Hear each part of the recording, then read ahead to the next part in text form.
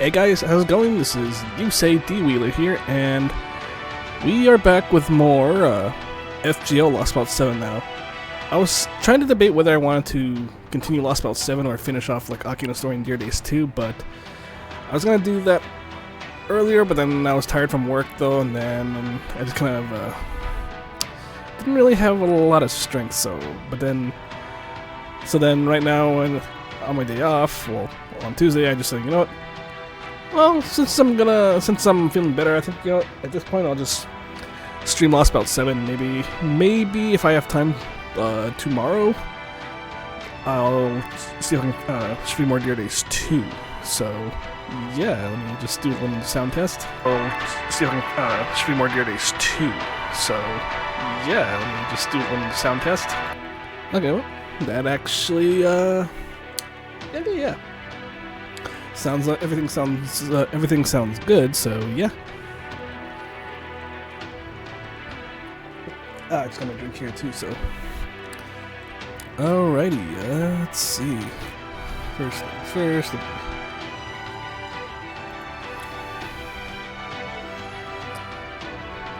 Alright, so continue.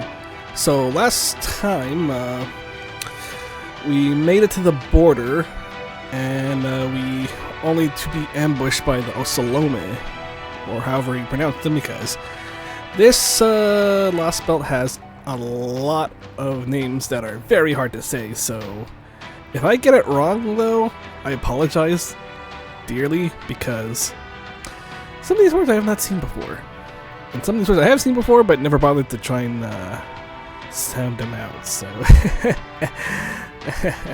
yeah, let's go. Alrighty, here we go. So this is the second to the last. So this is the second to the last thing from part 1 of this Lostbelt, though.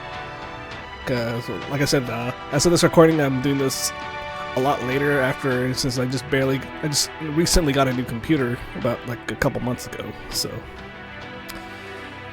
yeah, let's get into it. Up to 4 parties. Let's see.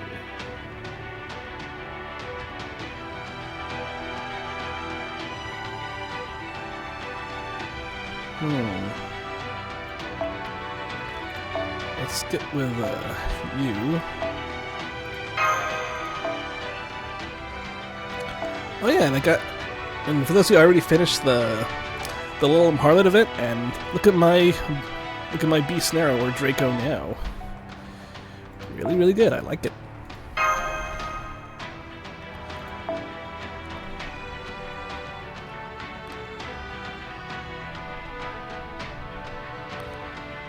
So.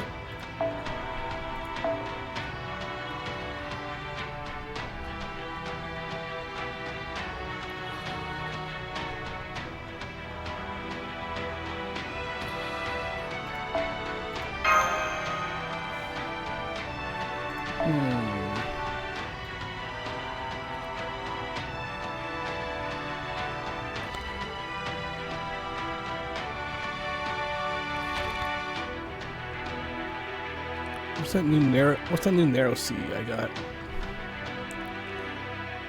I think it's only level 20.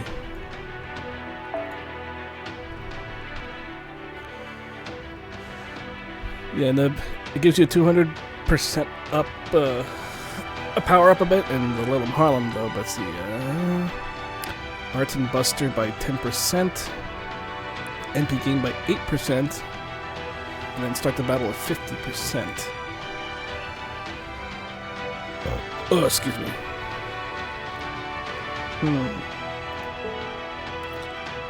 Should I? Yeah, I'll just stick with a Kaleidoscope right now.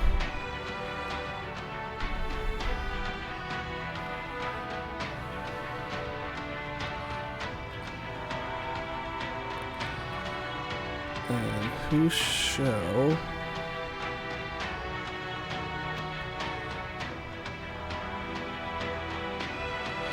Oh yeah, I just did a strengthening quest for both Mordred and Lancer Alter.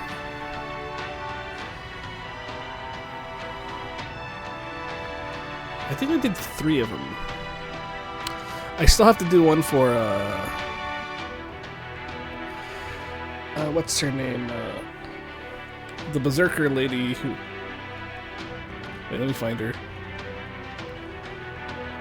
Her. Florence Nightingale, yeah. So I did one for Lancer Alter, and I did one for... Oh, and I did one for, yeah, for Saber Narrow as well. The OG Saber Narrow. Her.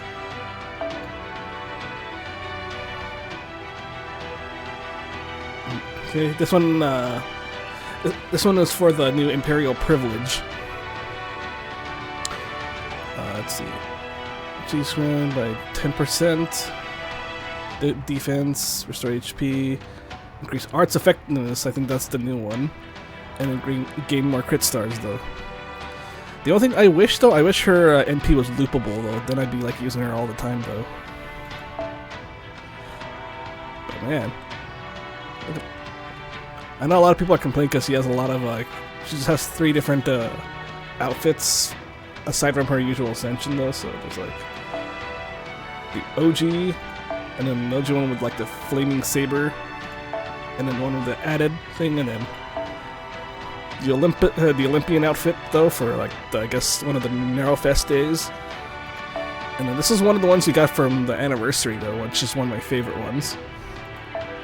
And then this one was from the Idol event, which was pretty funny.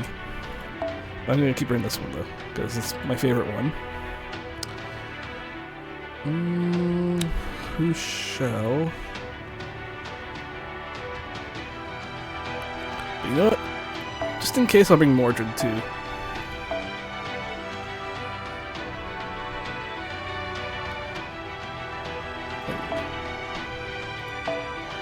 Yeah.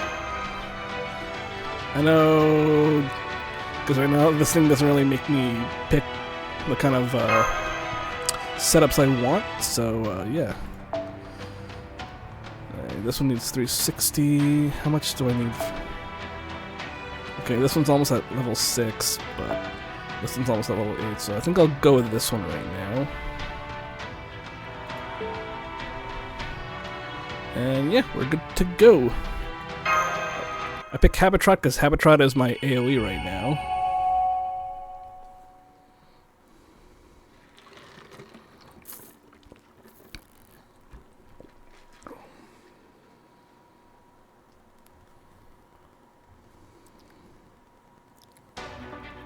Oh, we're going straight into battle.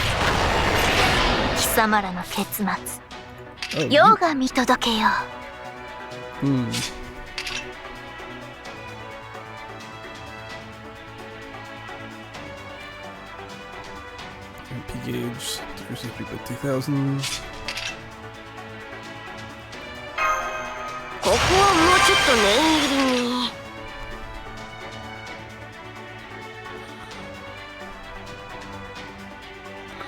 Yeah, I don't want to do that.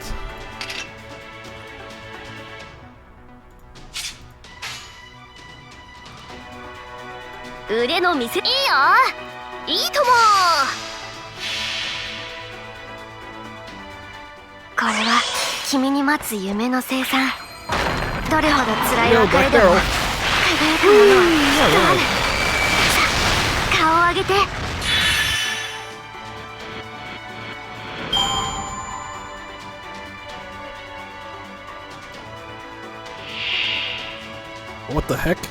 NFF? Damn, dude.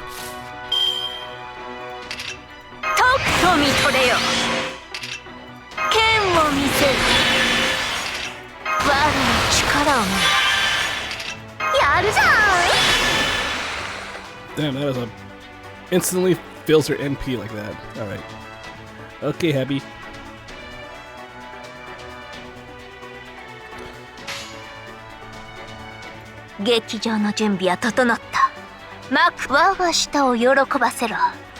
Okay, now we get to see her third ascension's NP.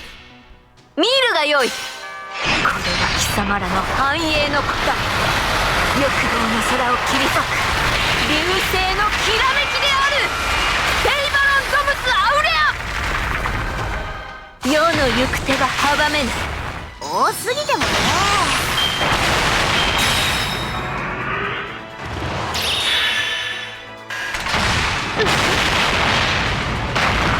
やべ。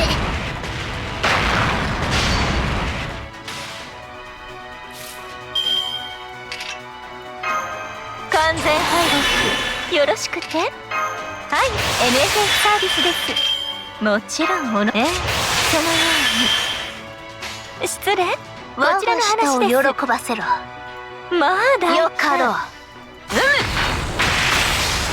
う。ばらまきましょうか。ロササンディス。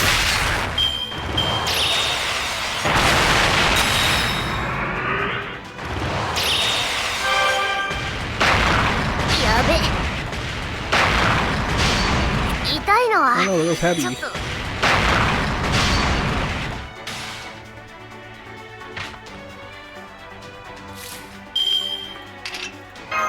熱を帯びなさい、マルミアドワーズ。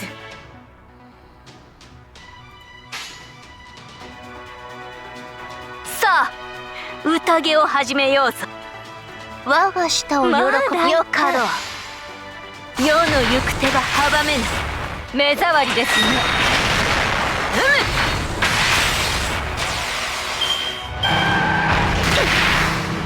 Ow, that hurt.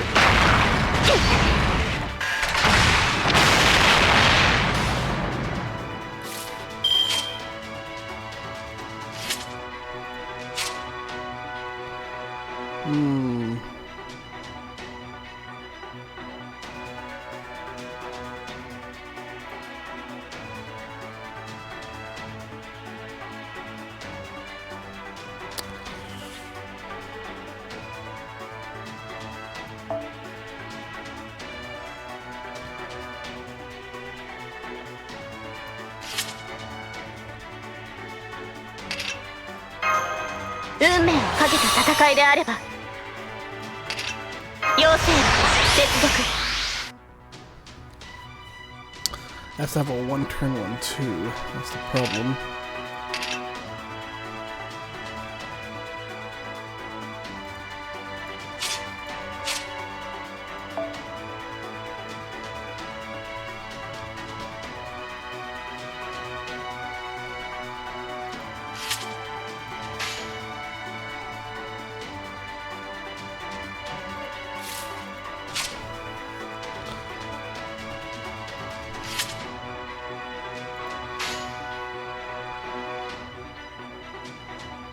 望みを声にせよ。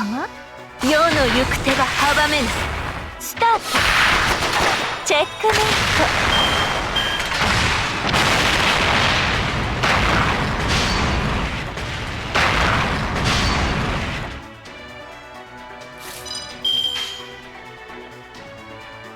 ト。望みを声に。我が舌を喜ばせろ。ロササンディス。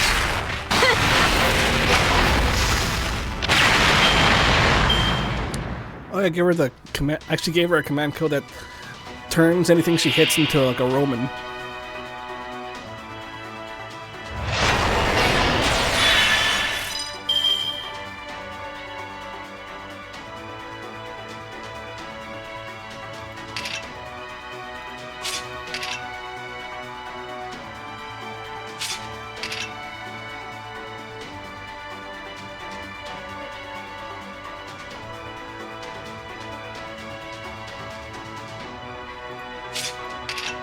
褒美をやろう。欲望の熱は止まらぬ。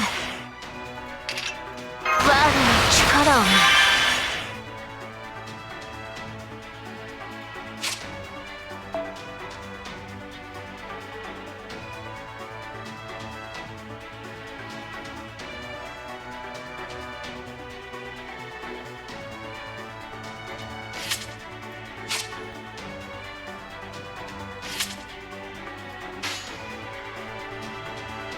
いかほど。まあ大刀します。吹っ飛びなさいませ。商談終了。輝きを。自由に振る舞いすぎた。戦線を離脱します。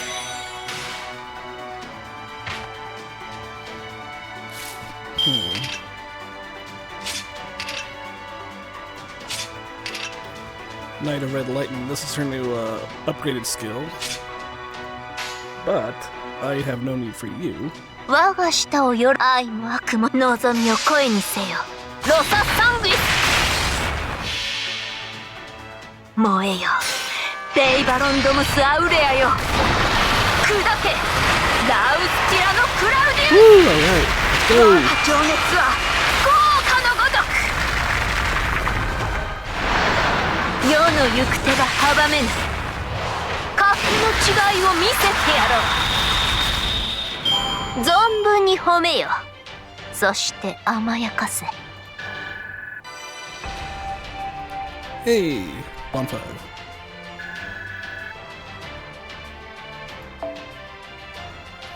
Got more of these. Oh yeah, I bought out all the obsidian blades from the event.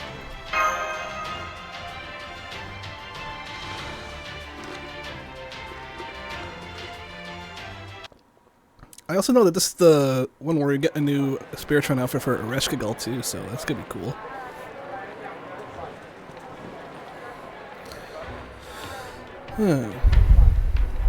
So we're in Mexico City now.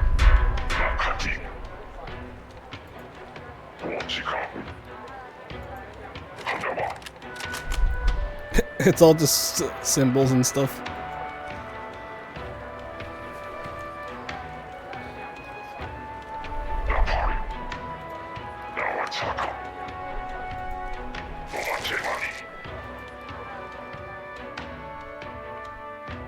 Oh my, this is not what I was expecting.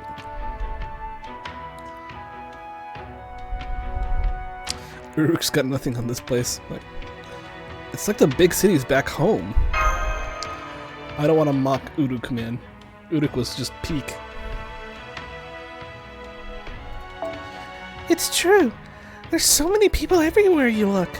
There must be at least 30,000 coming and going on the main street alone. Oh yes, isn't it wonderful? Woo. Let me see. I'm just looking at my volume levels on my OBS. So yeah, okay. Just kind of there we go.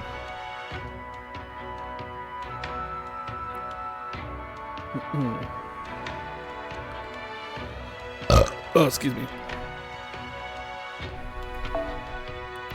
Alright, here we go. Mexico City is currently home to 100,000 all Ocelomeh warriors.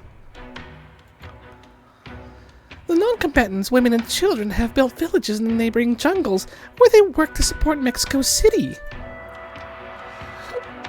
Oh, excuse me. Yeah, I need to put my phone on vibrate in case someone calls me. Or in case that happens.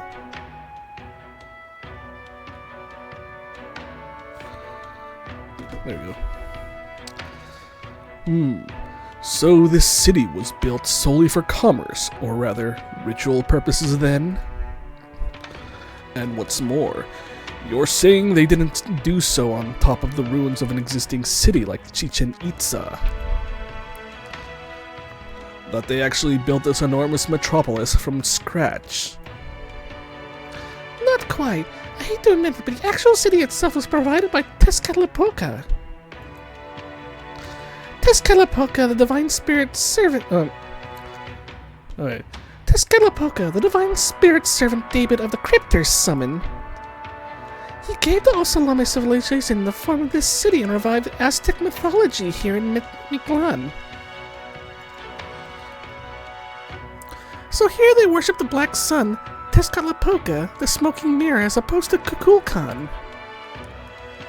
As a species, Ocelomeh are much weaker than Danos, but thanks to their far greater numbers, their adaptability, and most importantly, their aggressive nature, something that Danos entirely lack, they flourish as you can see. I understand this Tezcatlipoca guy and the Ocelomeh are Chaldea's enemies. But all that aside, I've got to say this city doesn't suck. It's full of bursting with the energy of people determined to live and improve their lives. If anything, this city is closer to the colors Yusuke and closer to the... I'm sorry. If anything, the city is closer to the College Yusei and Mashimit than anywhere else I've seen. Young miss, as an aspiring leader, I must advise against you making statements which might hurt or offend your supporters, especially when they're standing right beside you. What are you talking about? I'm not saying the Ocelomeh are better than the Danos or anything. Did you not hear the all that aside part? Besides, if we're talking about who we like more, I like Teppo 100 times more. He's way smarter and nicer than any Ocelomeh I've met. Ah. He just made a happy face. Anyway, I think you've got a sense for Mexico City now, right? Then let's get to the reason we came here. Caldea's abducted staff. Leonardo da Vinci, Sion Eltnam, Nemo, and Kadoc. I suggest our first order of business should be to find out where they're being held. Does that mean you think we should split up? I'm not sure that's a good idea. We may look like Ocelomeh to the people here, thanks to my disguise spell, but we still can't understand them. It's true. Even the Ortodox's built-in translator doesn't seem to work with their language. That neatly rules out gathering information by conversing with the locals. So our only choice is to search for a likely holding area on foot. Somewhere heavily guarded, perhaps. Or we can sense Nemo's presence. Of course, were I in Tezcatlipoca's position, I'd keep them somewhere which would block detection of such things. What about those two buildings in the center of the city? I think those are twin temples. They're both about 60 meters tall. Each has a path leading up to its roof, and I can see what looks like altars in the center between them. Oh yes, those are the sacrificial altars where they pluck out the still beating hearts of their sacrifices. But that's not important right now, so we can save that topic for later. Isn't that where they would put them, you know? I mean, if they captured them, wouldn't they try and sacrifice them or something, you know? Those temples are dedicated to the Tlaloc and... Oh, not this word again. Huitzilopochtli. I'm so sorry, guys. I'm so sorry. Huitzilopochtli's temple. Well, I'll just say it like that. I apologize for butchering the hell out of this. Temple contains a divine space for Tezcatlipoca to rest. And Tlaloc's temple contains the throne of the Ocelomeh's king. I'm afraid your disguise spell won't work on Tezcatlipoca, Father Kotomine. And since he'll almost certainly kill us the moment he sees us, we should keep our distance from those temples. What about David? David rarely comes to Mexico City. The other times I've come here, he was out in the jungle investigating old ruins. It seemed pretty clear that he was leaving the city matters, that is, the war between the Danos and the Ocelomeh, in Tezcatlipoca's hands. Also, he could focus entirely on his personal field work. I swear, I still can't tell if he hates being a crypto or loves it. So who's Huitzilopochtli?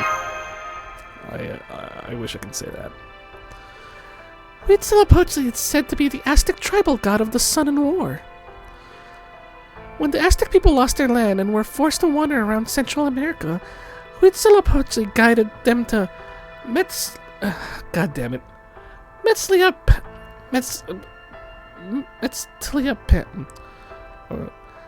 Guided them to Metztliapan, the Lake of the Moon. Again, I'm so sorry for those. For those who do know this or come from that kind of, who have some kind of heritage attached to it, though, I am sorry, because it's been a long time since I've been in school. Either that, or I, in some of my classes, I don't think I even learned how some of these names in when I was in school and college or anything like that, you know. I mean, we learned about the Aztec stuff, but we never learned about specific figures of Aztec gods or anything like that, though. All we did was pretty much learn about their culture and whatnot. He's a war god who demanded countless sacrifices as fuel with which to move the sun. It said he wields the fiery snake Zeocotl. I'll just say Zeocotl. Zeocotl as a weapon that he has, and that he has blue arms and legs. This has led to some people claiming he was actually the god Tezcatlipoca from Mayan mythology, before the Aztec people adopted him. Ah, so the Aztecs took it from the Mayans. How interesting. Hey, there's Quetzalcoatl. Zeocotl. Oh wait, Zeocotl is, isn't that her noble phantasm though, right? If I'm not mistaken. Does Zeocotl have anything to do with Quetzalcoatl? Yes. Since Huitzilopochtli wielded Zeocotl as a weapon, he was said to be an enemy of Quetzalcoatl. I like her little goofy smile here. Well, never mind that. It sounds like we can go around the city as we like, yeah? This will be my first time getting to see actual humans in their element. Yusuke, Nash, I'm counting on you to explain anything I don't understand. I'm afraid that won't be possible, young miss. Since we can't actually speak to anyone here, we'll need to make more effective use of our resources. Given the possibility of unforeseen complications, I think it'd be best if you and Tepa waited outside the city.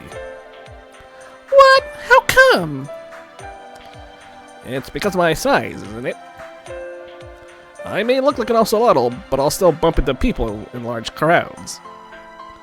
And similarly... Oh right, Olgamer's horns!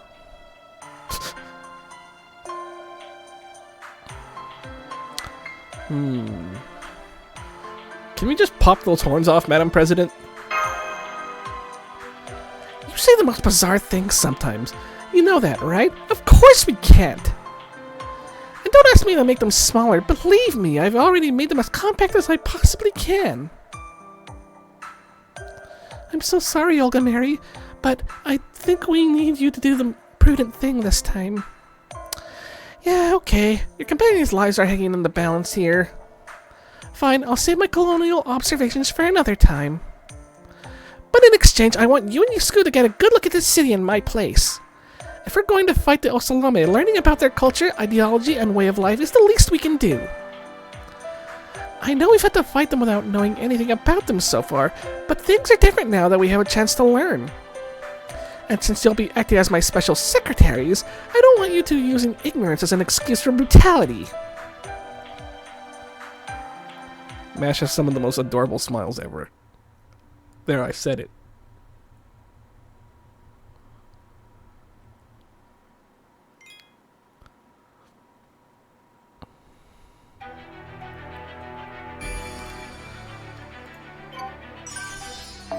Senpai はエイプリルフールのふと興味を覚えたのですが、今までいくつくらいのかけらを集め Well, let's quickly do some friend point summons though. Oh yeah, this is still here though. Yeah, let's do a little funny hee hee ha ha.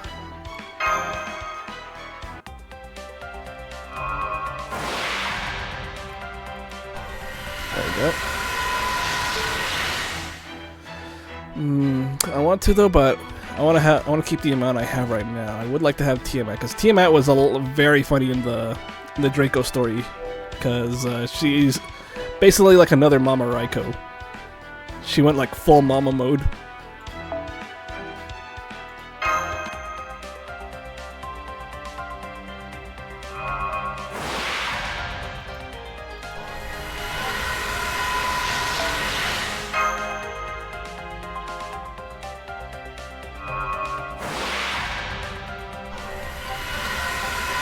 One more.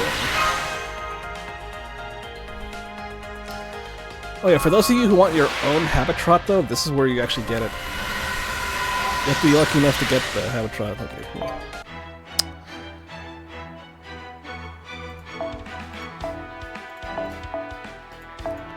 Yeah, let's get rid of those.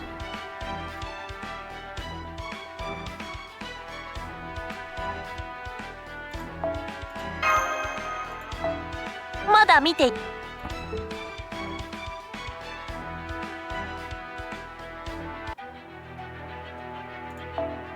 聖杯が不足した際はぜひ慣れた頃ほど油断しやすいもの受け取り忘れにはご注意くださいね、先輩。 Demonic enemies and whatnot. Okay, no battles here. Let's go!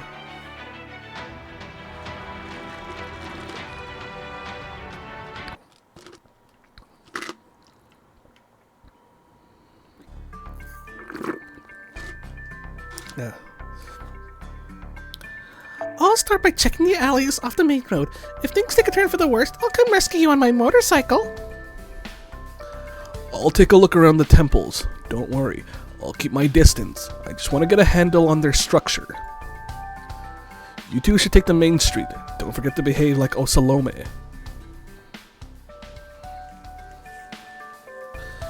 Looks like we have a big street to cover. It's a shame that we won't be able to talk to any of the Ocelomeh since we don't understand their language. Let's see. For the time being, let's try heading south along the street. How about try? You make sure and stay on standby in your stay on standby in your spirit form. Yeah, I know. There are no child Ocelomeh in this city, so it'd only draw more attention if I materialized and used a disguise. Besides, I can always pop out and help you in a fight if in an emergency. Don't worry about me. You two take your time looking around.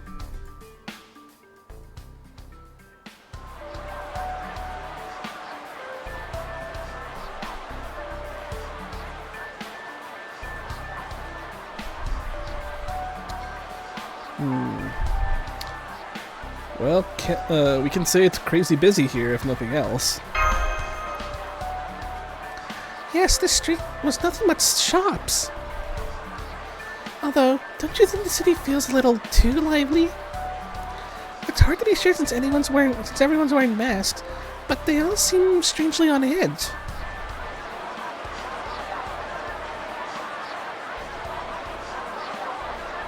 I thought that one was flipping me off at first. I'm like, huh? What? I don't know if I'd say lively so much as frenetic, but yeah. I don't like this. I'm worried about those who are captured. I know it's dangerous, but I think we're going to have to talk to the Ocelomeh if we're going to get any information. Huh? Okay, I don't know who this is. What do you mean you won't trade with me? Last time you said this was the same as 10 rattlesnakes, huh? You don't need any more because of the rituals tomorrow. Ritual? As in sacrificial ritual? Oh, I see. So you've already have enough blood. That makes sense. Wait. They pay with blood? Oh man, after all the work I did put into catching these to trade for that beautiful beret. Senpai, I think that sounded like... Yeah, that was definitely a language for proper human history we understand. Huh? Oh hey, it's her. I actually don't have her. Wait a sec.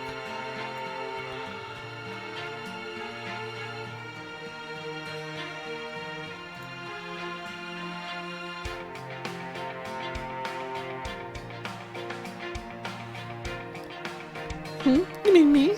Well, thank you for talking to... I was right! Excuse me, about the language you're speaking, or rather, we're speaking. Uh-oh.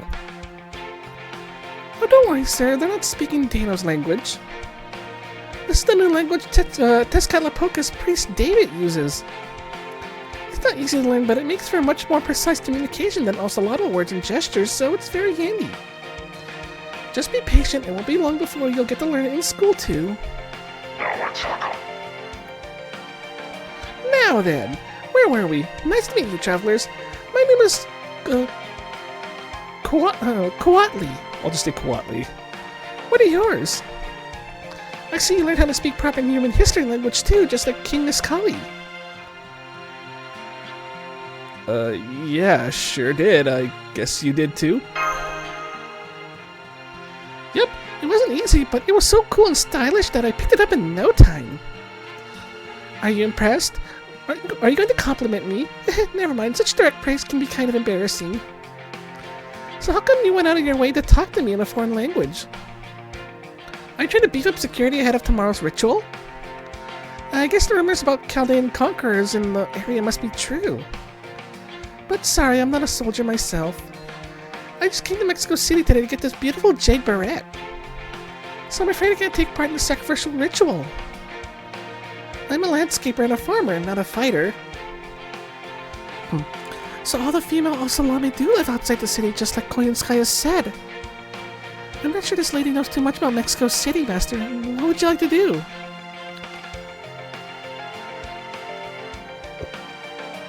Say, have we met somewhere before? Maybe.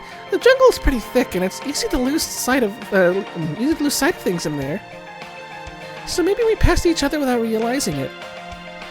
Or maybe you've traveled with someone who looks a lot like me? What a lovely coincidence that would be. You smell honey from him? And you'd be willing to trade for that? Just out of curiosity, you wouldn't happen to have anything sweet on you, would you? You mean like this?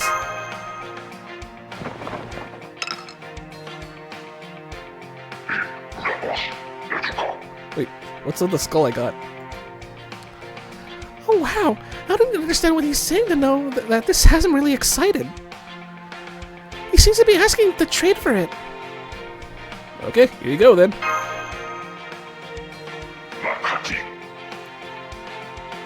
And here you go. Yeah, here you go. Huh? You're giving this to me? May I ask why? It was given to me, but I don't have any use for it. I see. So that's how you two think. Okay then, don't mind if I do. Wow, a human's never given me a present before. Let me tell you something that just might help you out as my way of thanking you. The Chaldean conquerors King Iskali and Tezcatlipoca brought here are scheduled to be sacrificed tomorrow. I freaking knew it. They all have special blood, so they've been chosen as the sacrifices to the sun. So if you wanted to, say, rescue them, I'd get on that as quickly as I could if I were you. Wait, she knows? She knows? Wait, she knows us? Otherwise, you might wind up having to fight all the 100,000 Ocelomeh in the city at once. Then again, being clever is kind of what you people from proper human history are about, isn't it, Yusaku? She even knows me by name, what the fuck? This is Kukulkan, I believe, right? Huh? How did you know my name?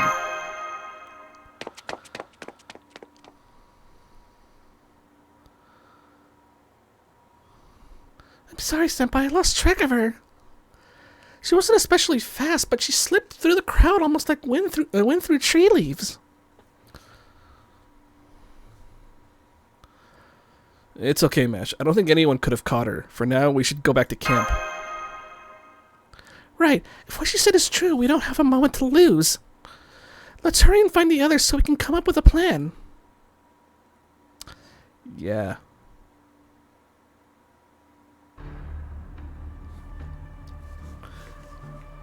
So Kukulkan... They're going to sacrifice the Chaldeans? By plucking out their still beating hearts? So is Kukulkan on my side? What the heck do they do to deserve that? I wouldn't punish someone like that even for defaming the president. You're mistaken, young miss. These sacrifices are not criminals. The Aztecs offer up their hearts as a holy act. A sinner would not be given this privilege, even if they were to ask for it. Those typically chosen as sacrifices are warriors from defeated enemy tribes or people raised specifically to be sacrificed. I know that. That's the whole human sacrifice thing, right? But doesn't that change the fact that they're killing prisoners? These rulers should be ashamed of themselves, killing outsiders and hoping they'll make things better for themselves. I appreciate you getting so upset on our friend's behalf. I'm upset because I'm disappointed in myself. I'm disappointed... What?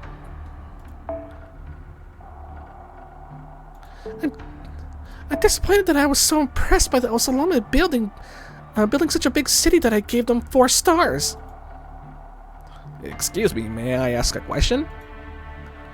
Why sacrifice them? Did this sort of thing happen in proper human history as well? I understand it's more important to focus on how we're going to rescue these 4 Chaldeans before their sacrifice, but...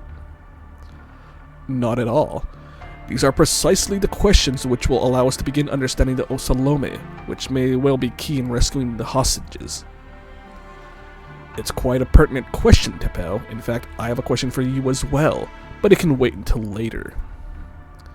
For the moment, this represents a good chance to explain the purpose human sacrifice played in Aztec civilization.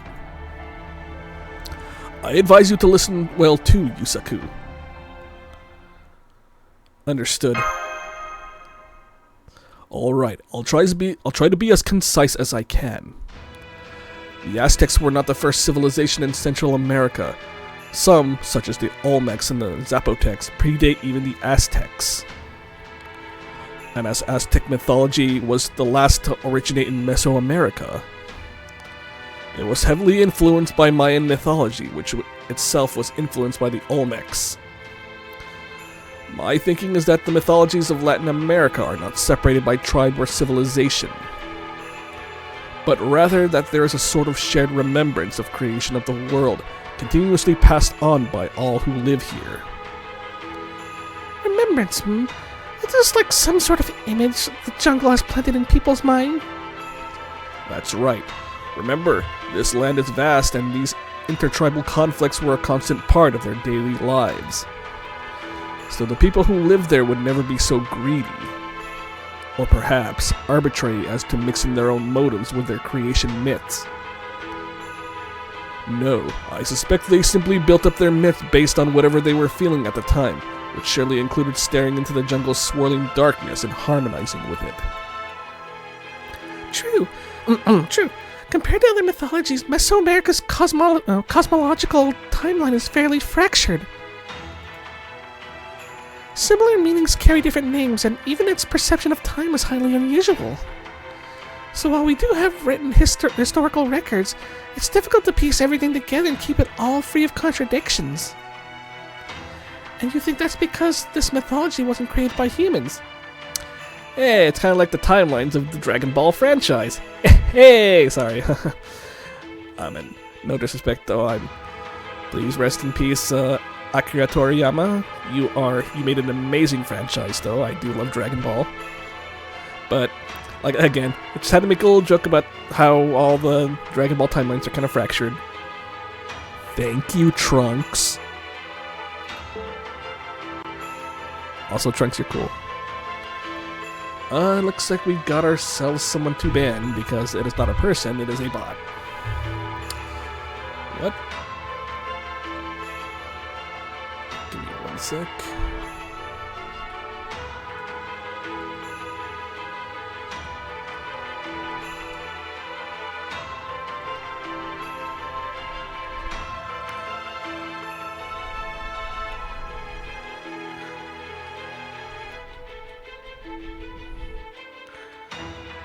That's a long name.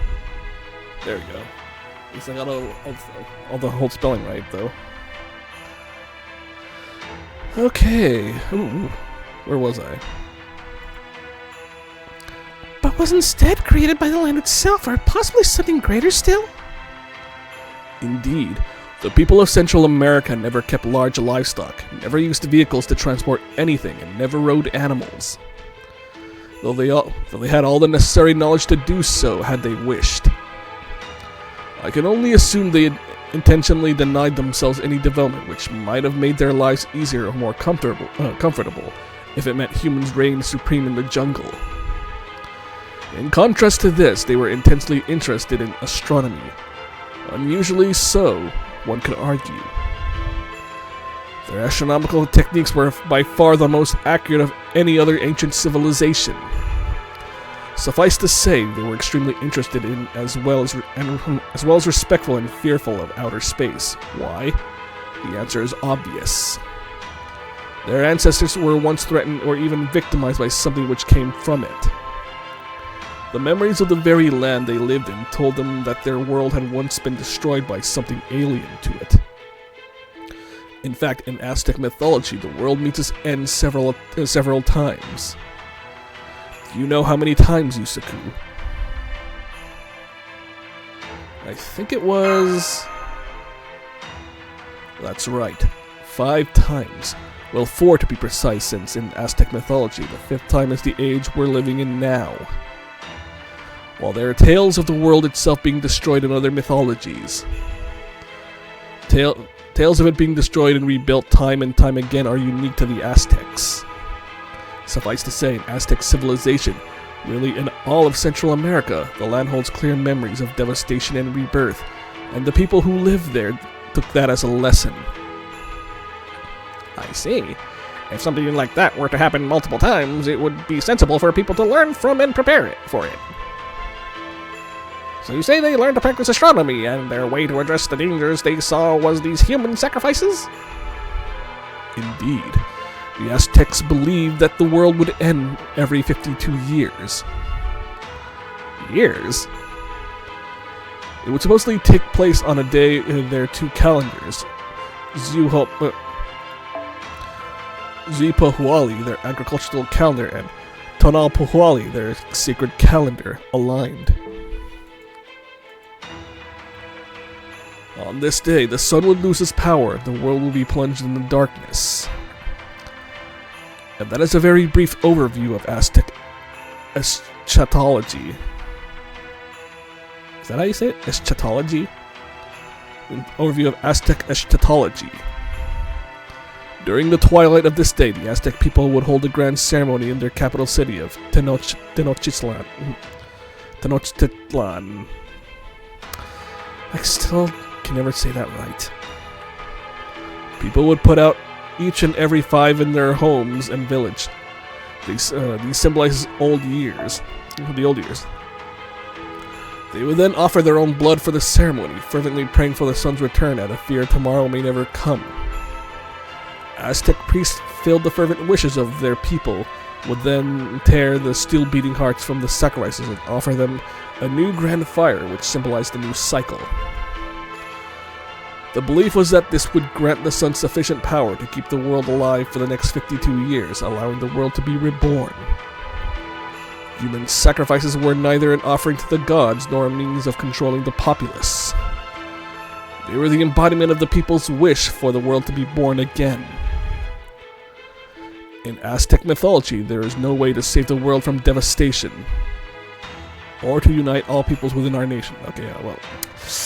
Yeah, so, sorry, I had to do that, sorry. It is inevitable. That was the common understanding among all the people of Central America. The fact that they simply accepted the sun's death and the world's end as facts of life goes to show how harsh and unforgiving life must have been for them. I can't believe it. You're all from proper human history, and you're all so gentle and rational. Take such utter madness so seriously.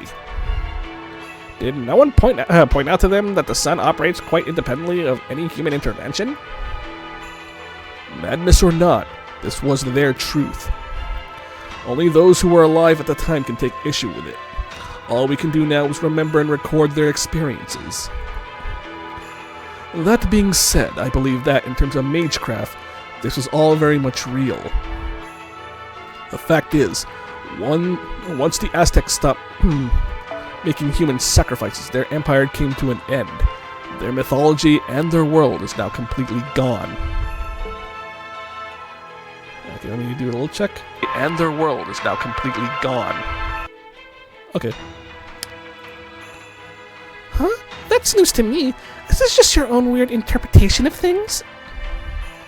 This interpretation is all in keeping with their mythology, Koyanskaya. You may recall that earlier, I said that Tezcatlipoca and Quetzalcoatl used to feud. But I never said what it was they were feuding over. After everything I've told you, perhaps now you can say what it is they disagreed on, Yusaku? The ritual of human sacrifice? Some legends have posited that, of Aztec pantheon, Quetzalcoatl was the only god who opposed human sacrifices. Tezcatlipoca, on the other hand, was all for it. You can learn a great deal about these gods' natures from this conflict alone. Tezcatlipoca believed strongly in upholding the land's teachings and protecting the Mesoamerican people. Meanwhile, Quetzalcoatl believed people's lives could and should be better and wanted to get rid of what he saw as old-fashioned, obsolete beliefs. When Spaniards first arrived in Central America in the 16th century, they were astonished at the Aztec Empire's prosperity and the glittering city of Tenochtitlan. Still trying to say that. One can imagine them saying something like, "This must be the greatest water-top city in the entire world." And yet, they not only continue the barbaric practice of human sacrifice, but it remains a core part of their religion. The Spaniards quickly found similarities between Quetzalcoatl and the Christian saints, so they decreed him the good god. And almost by default, Tezcatlipoca, his rival and opposite in many ways, was labeled evil. In spite of this, Moctezuma II, the king of Tenochtitlan at the time, not only let Hernan Cortez, leader of the Spaniards and eventual conqueror of the Aztecs, into his city. You may recall he did so with open arms. So why did he invite Cortez into his city? Some say it's because he believed Cortez was Quetzalcoatl, whose second coming was prophesied after his banishing. But that doesn't quite make sense. Tenochtitlan worshipped the grain god Tlaloc and the tribal god Huitzilopochtli at the time. So why would the king be so willing to welcome Quetzalcoatl, whose legends state he opposed the very ritual sacrifices city's gods encouraged? Now you mention it, it doesn't make sense. People say Cortez tricked Moctezuma II. Thinking about it though, it seems just as possible Moctezuma II was actually using Cortez himself. Exactly. The historical record tells us Moctezuma II was relatively weak compared to the other well-known rulers. But he was also wise, open-minded, and above all, had the vision to imagine a better future for the Aztec Empire, sharing similar values to Quetzalcoatl. It may be that he believed the Aztec Empire's neighboring tribes would eventually destroy them, and so brought out an outside power in the form of the Spaniards. For that to happen, he knew he would have to destroy the foundation of human sacrifice upon which their culture was built. When Cortez showed up and was said to be the second coming of Quetzalcoatl, Moctezuma II saw him as a tool to be used. So he invited the conquistador into his city, knowing he was poisonous, but then found himself on the losing side of the game the two of them were playing. Cortez was a foreigner. He knew absolutely nothing of Mesoamerican cultures. So my guess is that Moctezuma II thought it would be easy to make use of him. But before he and Moctezuma II met, Cortez met a woman who had proved to be his very own good luck charm. A local woman called Malintzin, nowadays nicknamed La Malinche. The daughter of a nobleman, La Malinche was an intelligent woman who had been sold to a rival tribe as a slave. She was then taken by Spaniards as spoils of war after they defeated La Malinche's new tribe in battle.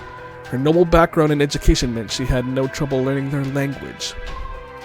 She taught Cortez about the Aztec Empire's language and culture, and investigated its weaknesses for him. Consequently, it is believed that Moctezuma II was the one who wound up deceived. and the Aztec Empire fell to the Spanish one. It's said that the Spaniards' victory was a miracle, since they only had 600 cavalry to the Aztecs' 200,000 soldiers. But the truth is, La Malinche was the true cause of the Aztec Empire's downfall.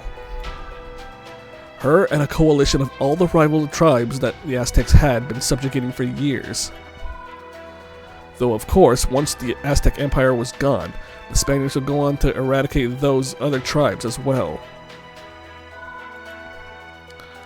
I see. And so the emperor who thought to stop the ritual of human sacrifice is the man who invited the Aztec Empire's downfall. The end result is that their culture ground to a complete stop. Thus, paradoxically, it would have been better for the ritual to continue. Is that your argument? Yes, though only if we set aside questions of ethics and human rights.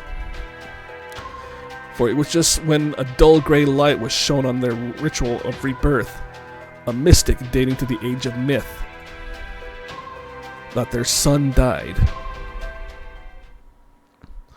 Now, here is my question for you, Teppo.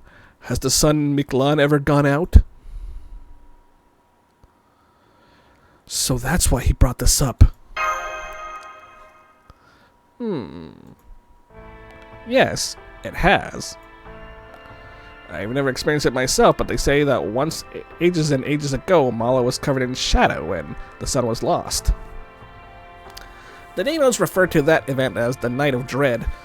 The sun disappeared and night lasted for what seemed like an eternity. So if Mictlan's son has in fact lost before, the Ocelomeh are practically somewhat justified in practicing this ritual. They truly have brought proper human history's Aztec culture back to life. This means stopping the ritual of sacrifice itself would be tremendously difficult. One wrong move and we would be fighting a war against 100,000 Ocelomeh. And I doubt that's a war we suppose conquerors can win.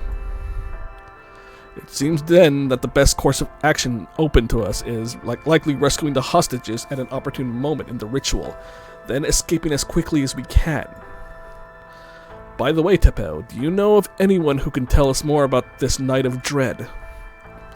I've only heard the priest speak of it, and then only to say that it happened. The only ones who would know more are Kulkan and the observatories.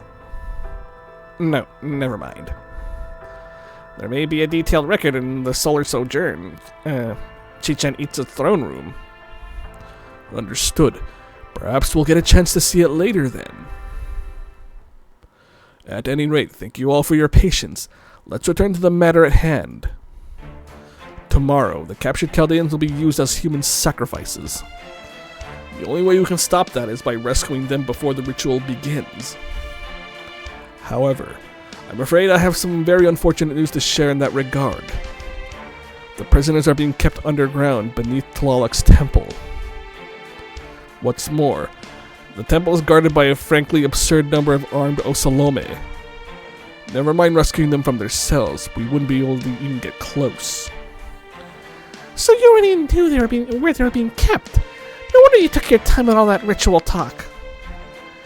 If the look on your face is anything to go by, you've reached a conclusion too, though I'm guessing it's probably the same as mine. Indeed. It may not be possible to sneak into the temple now, but tomorrow will be a different story. In proper human history, the Aztec ritual of human sacrifice was part of a ceremony to bring new life to the world, and involved every Aztec citizen ceasing battle and prostrating themselves in prayer for the ritual's success. The Ocelomeh are likely no different. At the very least, we can expect the warriors outside the temple will be following the traditions of the ritual. Of course, there are bound to be some soldiers inside the temple as well, but I trust you can handle those, Yusaku. So the plan is, tomorrow we sneak into the temple right before the ceremony and get everyone out. Correct. Of course, you'll require a route suited to sneaking in, but I believe our capable bunny here can look into that. In the meantime, the rest of us can recover our strength and then set out for the temple at dawn. How does that sound? Why are you even asking? There's obviously no alternative. Very well, I shall secure a route into the temple. The rest of you enjoy your pleasant little chat. I swear on NFF services that I will find the safest route possible. Alrighty, we got ourselves a plan.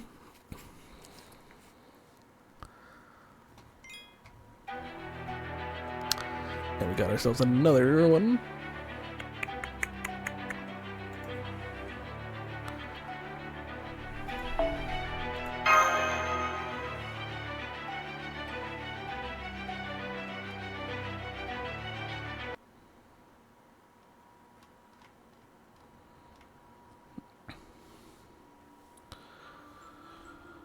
The torches are lit all along the main street. It will soon be a year since the ritual... It will soon be a year since the ritual began. I suppose this will be the last time I see the waterway that runs down the city's center or the moon's silvery blue path. Oh shit, it's her.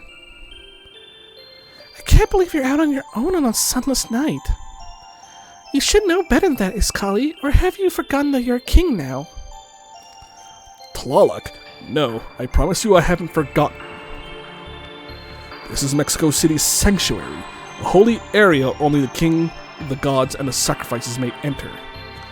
No miscreant would dare come here. I'll be fine on my own. More importantly, why are you dressed like a human from proper human history? Don't worry about it.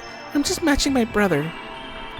He told me that if I'm going to protect Mexico City, I need to make a visible effort to be part of its culture. He also said that nobody likes antiquated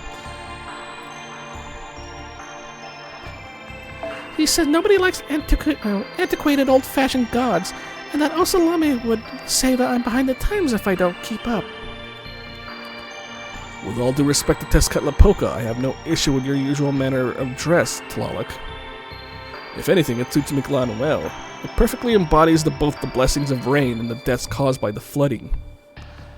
That's true. This is a Lostbelt Mictlan. It's very different from the overly soft Mictlan of proper human history. Here, only fighters can survive. Do you know what Aztec mythology considered paradise is, Kali? A world where Mictlan is populated by non-warriors. A world where only the people who go to the afterlife are those who died from natural causes instead of in battle. It doesn't even matter whether they're good or evil. Could it be more different from this Mictlan, at least for the Ocelomeh? The Ocelomeh are all brave warriors, yes. Dying in battle is the greatest offering they can make to Tezcatlipoca. That is where proper human history's Aztecs went wrong. Not just with the ritual of rebirth. They ritually sacrifice people every day as offerings to the gods, or as payment for the gift of rain. Each and every day they slick their beautiful city with blood by carving out civilians' hearts. Not a day went by that the streets did not run red with blood staining the moon's path. Such idiocy! How did they imagine they could change the world with blood of ignorant slaves? We're nothing like that. We would never spill such useless blood. We only take organs with real power. Power enough to resurrect a god. And soon we will have enough sacrifice to accomplish our goal. The Chaldean mage and the expertly made artificial human both have hearts rarer than any Danos. They will be the perfect sacrifice to resurrect the true Tezcatlipoca. The Danos' hearts we've collected have been sent to the Mictlan's lowest stratum via the moon's path. Did my brother tell you about the lowest stratum? He did. He said there's a weapon sleeping there that will destroy proper human history once and for all. 1 year ago, Tezcatlipoca came here up to the 5th stratum from the bottom one and blessed us with weapons. So we can return with him to the bottom stratum in a year's time and use the weapon there to destroy proper human history. That is his will, and we will gladly obey.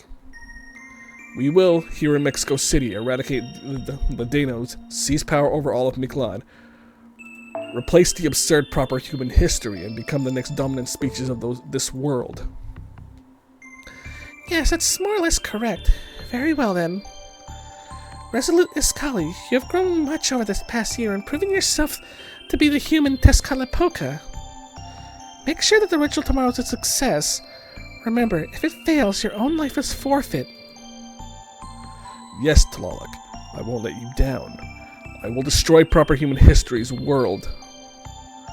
If the remaining Chaldeans have any backbone, they'll probably come and try to stop it. The maids would also make a good sacrifice. So I'll cut off both their heads at the altar and offer up their still beating hearts to you and Tezcatlipoca. Did you forget that they beat you once before? Have you grown arrogant because death holds no sway over you? Your body was charred to a crisp at the storm border. I pulled you from the river myself. The storm border? So remember your debt to me and be honest. Do you consider proper human history a worthy foe or not? I look down on them, but I do take the threat they pose very seriously. They're immature fools who lose all sense when they see one of their compatriots die. As a warrior, I am neither able to understand their feelings, nor do I wish to. Even if they intend to kill us, they are woefully unprepared for the possibility of their allies dying. I never hated anyone so much in all my life. These proper human history humans are absolutely revolting. Hey, well, you can kind of fuck off, dude. I was raised by Tezcatlipoca. I see the very foundation of their civilizations repugnant to me. I see. So he refuses to understand them, yet he still can't let go of his hatred for them. Tlaloc. I was just thinking out loud. But if you heard me, then think carefully about what I meant. Tlaloc, please wait. What is it?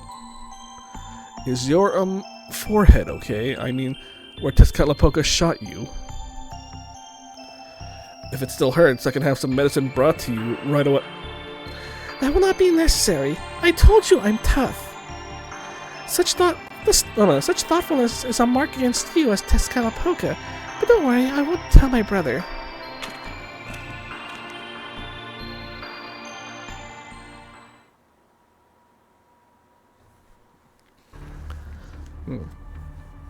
Hey, Sion. As I thought, we cannot call anyone from in here. It looks like this building itself is a sanctuary. Maybe it's the home of a very powerful divine spirit. No, that alone will not explain jamming of this nature. This is almost like an entirely different world, like the inside of a living creature. Or the inside of a spaceship which cuts off all radio waves. Kadoc, are you listening? How long do you intend to sit around sulking? You do realize you're going to be sacrificed tomorrow, right? Do you not care about getting out of here? Keep it down, will you? I'm just trying to save my strength. We've investigated this place as much as we can, and all we've learned is that we can't escape it on our own. So our only choice is to wait for them to show up. There's a small chance that... No, not a small chance. They'll be here. And when they come, I don't want to be so exhausted that I can't help. Sure, I'm worried about Vinci and Nemo, but there's nothing we can do with them.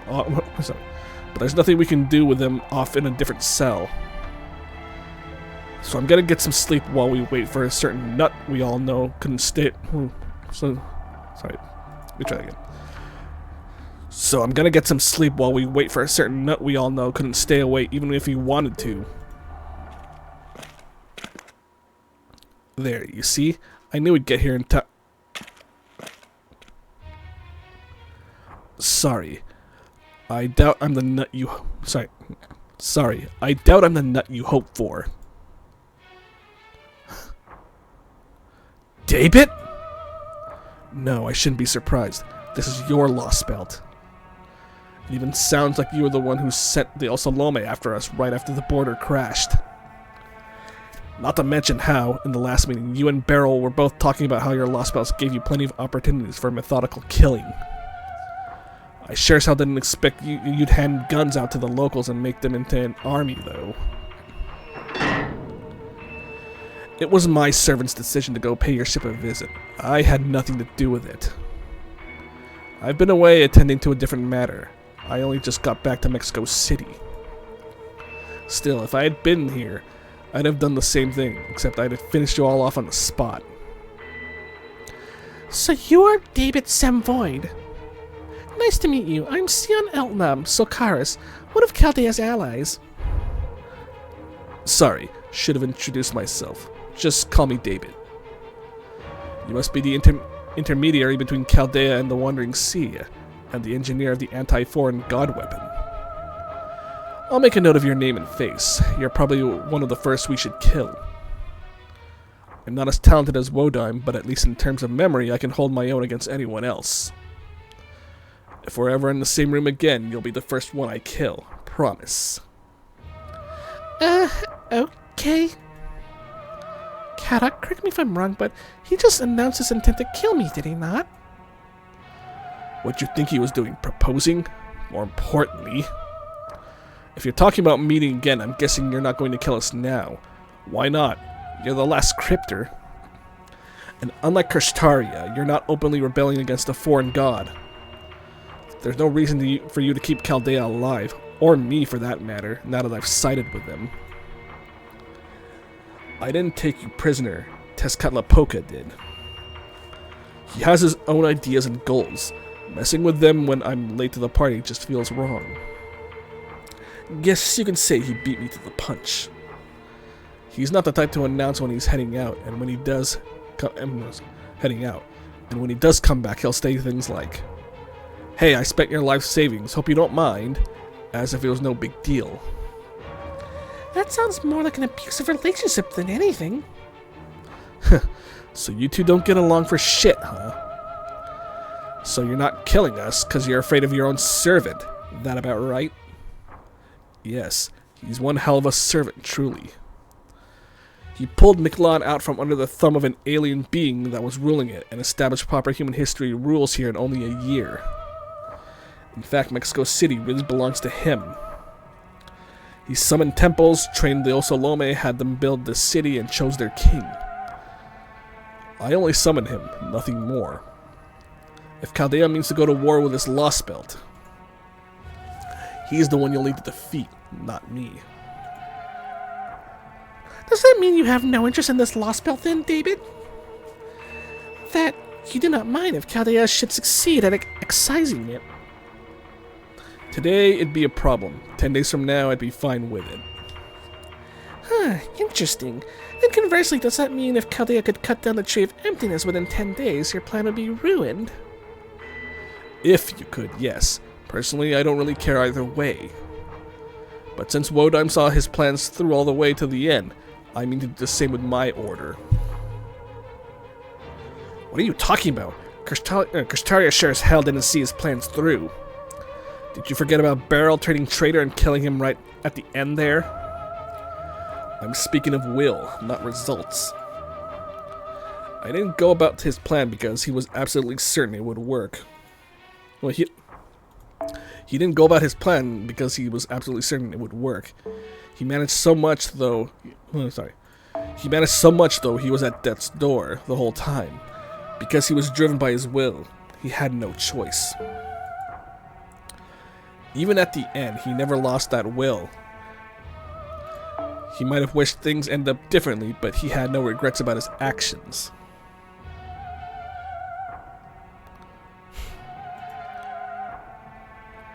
That's what I mean when they say he saw his plans through to the end, even if he didn't succeed. Well, I guess you got a point there. But I digress. This isn't what I came to talk about, and I don't have much time to spare today. I have a question for you, Kadoc. Why don't you have your own servant with you? You're a master. If you use a servant, escaping this place would be easy. Why would I have one of my own? I'm a cryptor turned traitor. Chaldea never let me summon a servant of my own, and I wasn't planning to ask anyway. No, not that. I'm asking why don't you use what you already have? Huh? Wait, his serious light? Ignorance really must be bliss. I see why Pepperoncino couldn't stop himself from looking after you. I'm talking about your serious light. Bingo! Bingo bango! Does Kadoc still have it? The spell inside you that can generate dozens of times more magical energy than a command spell. The explosive device that instantaneously amplifies your user's magical circuits. What? That instantaneously amplifies the user's magical circuits, yeah. Of course, using it kills you since it causes you to implode. The Sirius Light is a bomb, a kind of insurance Marisbury prepared to ensure a cryptor could always complete their order at their ray shift destination if they failed. Even if it meant destroying the entire site to do so. It's a good thing Ophelia was already on the brink of death. She died before her Sirius Light could kill her. Had she used it before she was injured so badly, she would have died, taking Chaldea and the Shadow Border with her. I kinda figured. That's why Beryl was there, right? To make sure we used them? If a cryptor ever got scared and tried to run from a singularity, he'd force them to activate their Sirius Light and complete the order by destroying the singularity's distortion. That's why there were 7 of us, because Marisbury never believed we'd actually be able to restore humanity. That was his intention from the start, yes. So what are you saying? You think I should use my Sirius Light and kill us both here and now? You could, but Vinci and Nemo are both in the next cell. If you don't mind killing them too, I won't stop you, but I wouldn't recommend it. The Sirius Light may be a bomb, but for a master, it's also a wild card. It lets you order your servant to do something far beyond the usual bounds. Remember what I said about Ophelia. You won't implode if you kill yourself shortly after using it.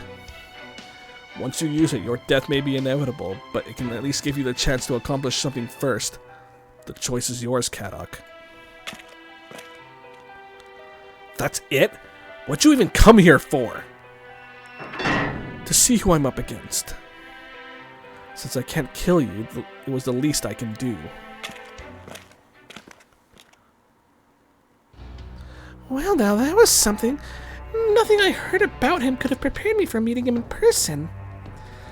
Even though he was right there in front of me, it still did not feel real. Nor did I have any idea what he was talking about.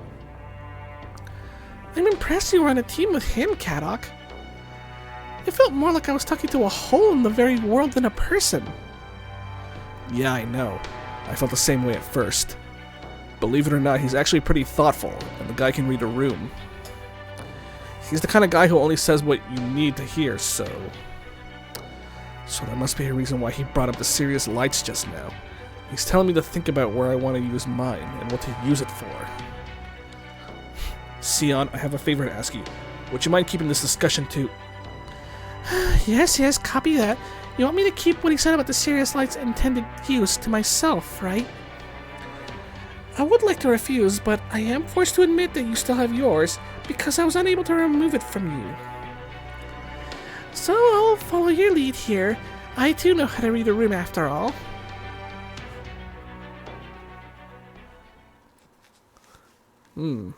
Interesting.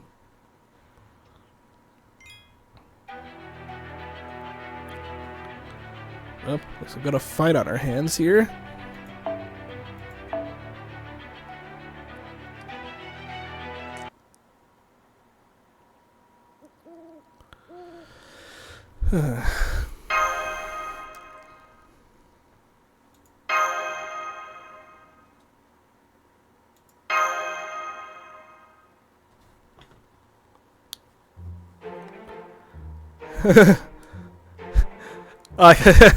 This is not a bug. Having trouble sleeping, Yusaku?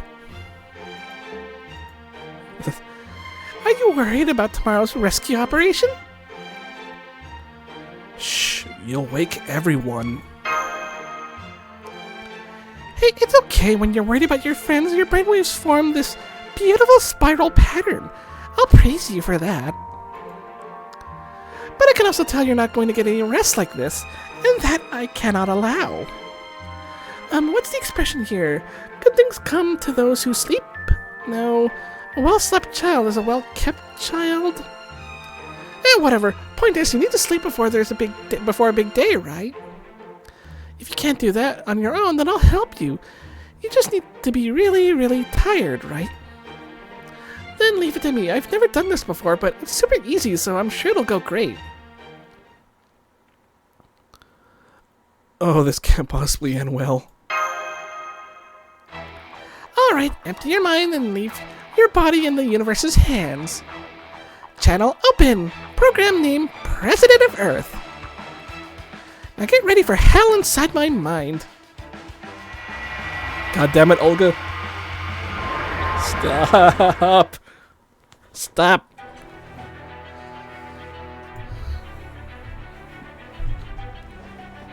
Okay, let's see. I don't know who I'm bringing.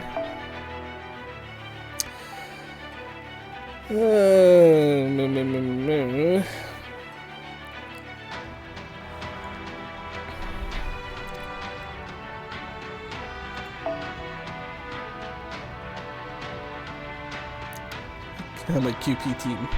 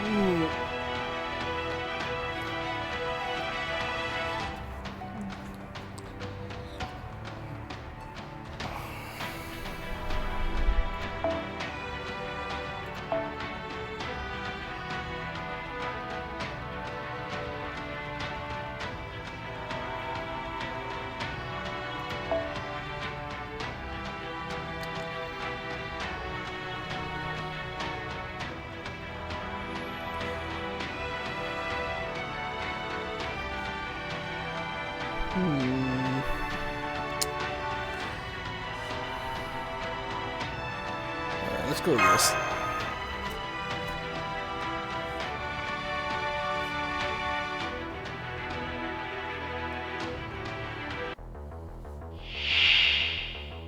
Seraph? Wait, I mean データ Alter. は十分手玉に取って差し上げます。手に入らない完全敗北よろしくて。はい、NFS サービスです。もちろんお望みのままいい目を背けないで。慈悲だ神戸を垂れよ。恐怖はない希望もない何人も通るにあたわず。言葉は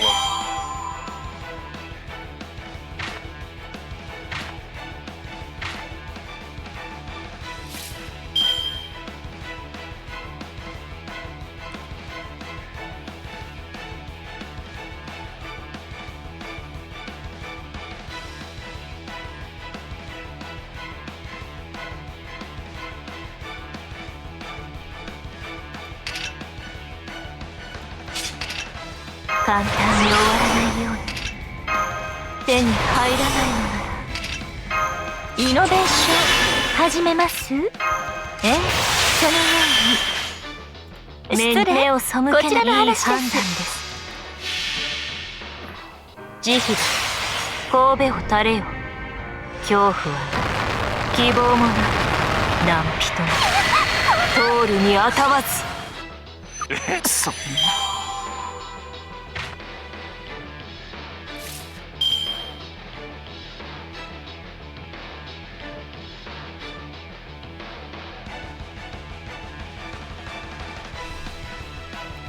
Cool alter.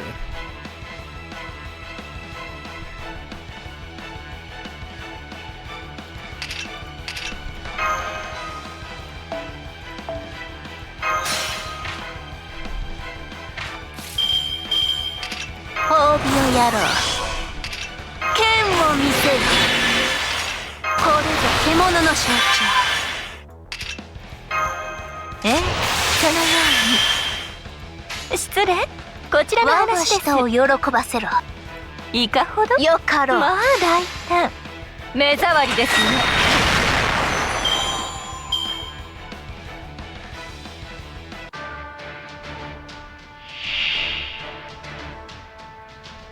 いいでしょう。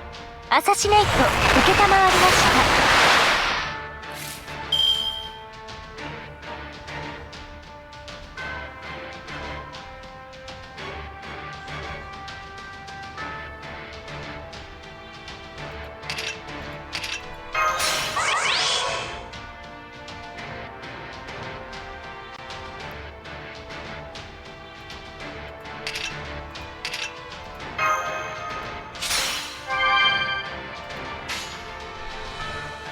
荒ぶる獣の抱擁を望みを声によかろう。燃えよベイバロンドムスアウレアよ。砕けラウスティラのクラウディウス。我が情熱は豪華のごとく。世の行く手が阻めぬ。よいと舌が濡れる。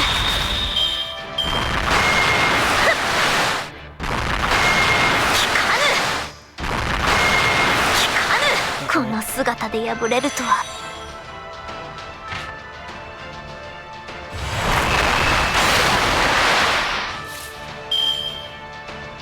What? I can't do anything.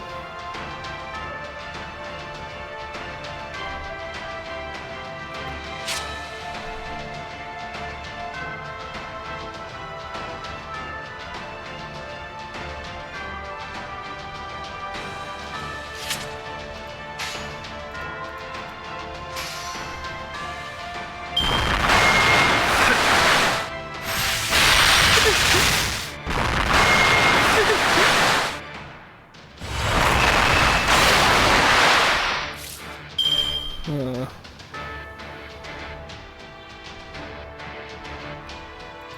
can I do?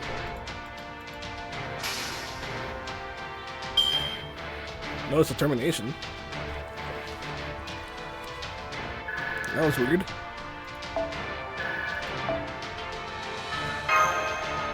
Huh.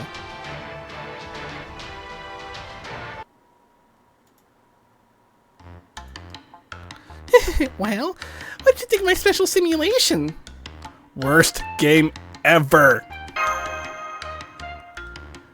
That can't be right. I spent the whole day trying to get that balance right. Okay then, tell me exactly which part was bad. Be specific. It was worse than the worst movie I've ever seen. It was just you and me flirting. That can't be right. Sorry, I had to say it to her, man. I know I said it for combat. I mean virtual enemies and everything. All that aside, was that last enemy...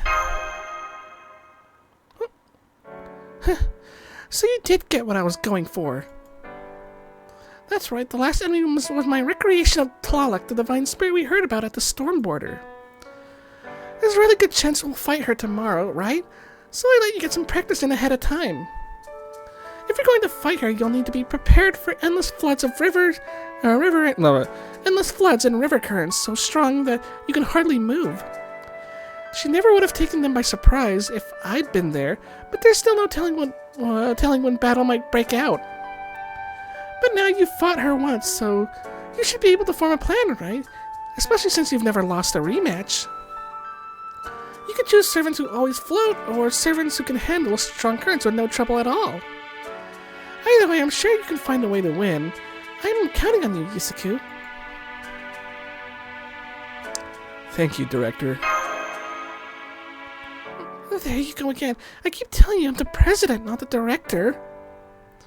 Director's obviously a much lower rank than the leader of a nation, although for some reason you calling me that doesn't bother me.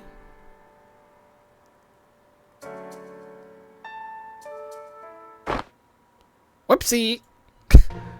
God damn it, Teppo. Teppo, you're awake too? I am. Don't be surprised, though. Master's eavesdropping right over here, too. What the fuck? How does he know? Why is Mash eavesdropping? Mash. So none of you can sleep. Fine then. I'll just send you all to my simulation. Don't expect to get any sleep tonight. Then what was the point of all this?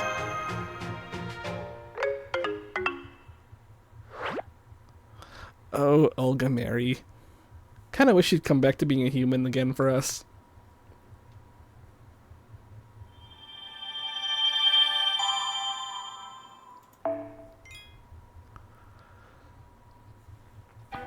Okay, so we're in the final... Okay, this is section 10, which is the final part of the part 1. But since it's already been long past that, then we'll have access to the second part immediately and all that stuff too. So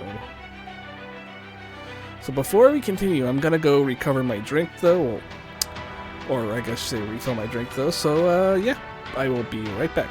Give me a sec, guys.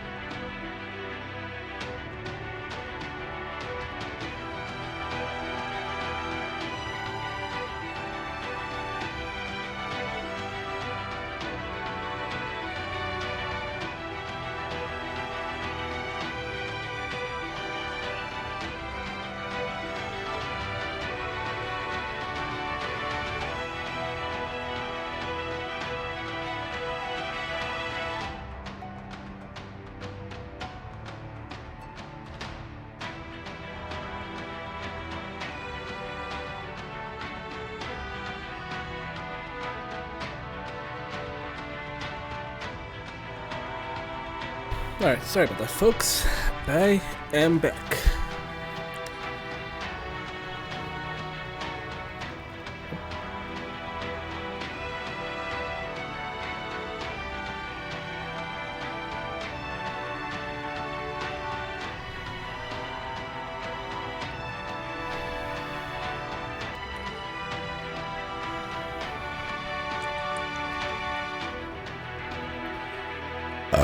Okay, give me a sec.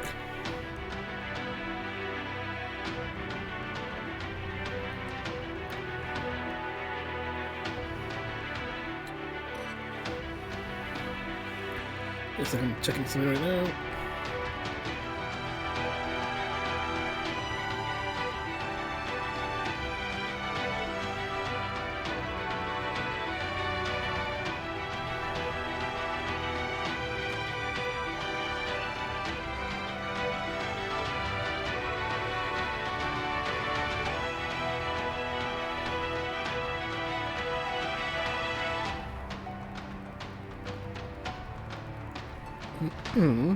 Sorry.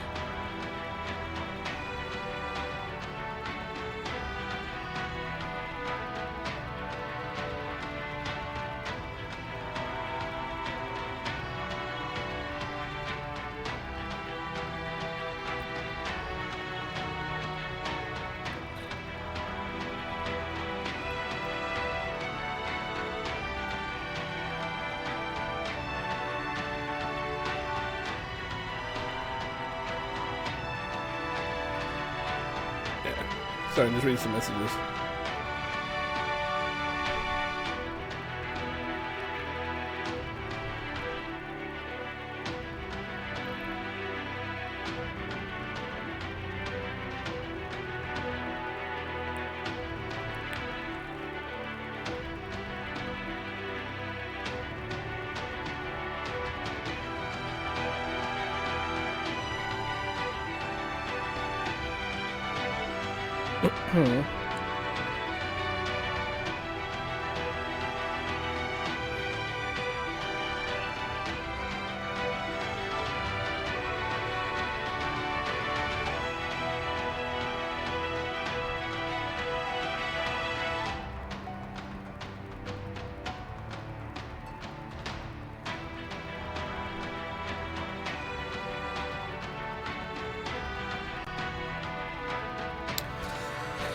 Okay, sorry about that, folks.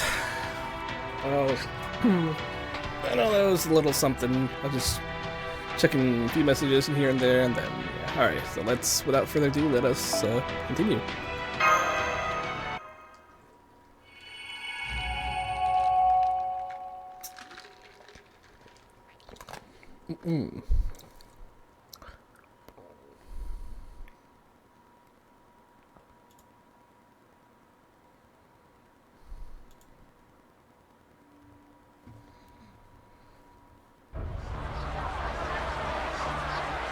Oh god, the river's bloody. That's the ritual, that's why.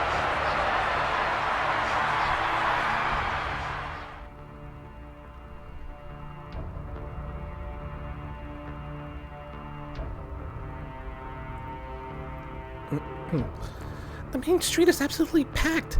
Even the air feels different today. It does. Excitement like that is almost trance-like. For the Ocelomeh, these ritual sacrifices must be equal parts sacred rite and high entertainment. If Adanos wandered in here now, I'm sure they would be torn to pieces. It's just like humans that look for scapegoats. When they're this worked up, they won't think twice about slaughtering anyone or anything in their way. Oh boy. Kinda hit the nail on the head there, didn't you, Queen Skya?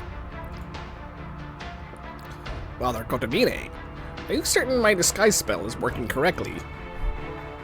Not to worry. You are indistinguishable from an Ocelotl right now. You two will be perfectly safe as long as you keep your size in mind and are careful not to bump your head or horns onto the buildings. Understood, young miss? Be careful not to scrape the walls like a certain cat sharpening its claws. I, haven't. I barely grazed the wall earlier. Enough talking. The temple's just past this alley, right? We won't be able to rescue them once the sacrificial ritual starts, so we've got to get them out as soon as possible. Nothing to worry about there.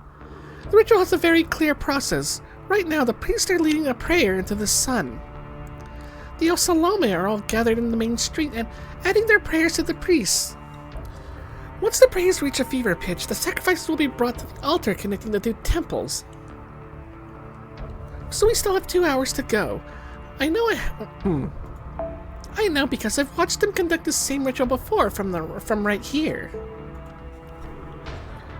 The same ritual? I assume the last time their sacrifice was a Danos. Yes, but so what? Are you suddenly overcome with a need for revenge or something? No, not especially.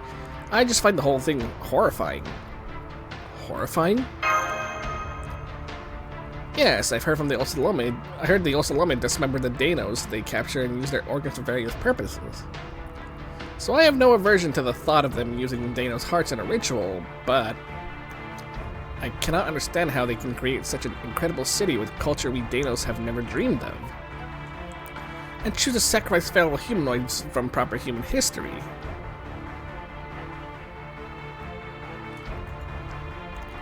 They're killing members of their own species for no reason other than to advance their own interest. It's murder, and it's wrong. I never had much interest in the Ocelomeh thus far, but now, for the first time, I find myself with shock and dread. Though even I don't understand exactly what it is about them that terrifies me so.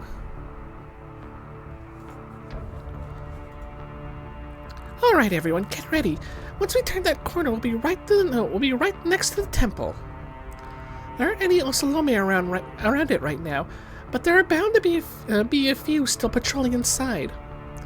If they find us, we won't be able to avoid a fight, and if we fight them, the prisoners' odds of survival will drop radically. So we need to be in and out quick and quiet as we can, understood? Then, what are we waiting for? The rescue operation is a go.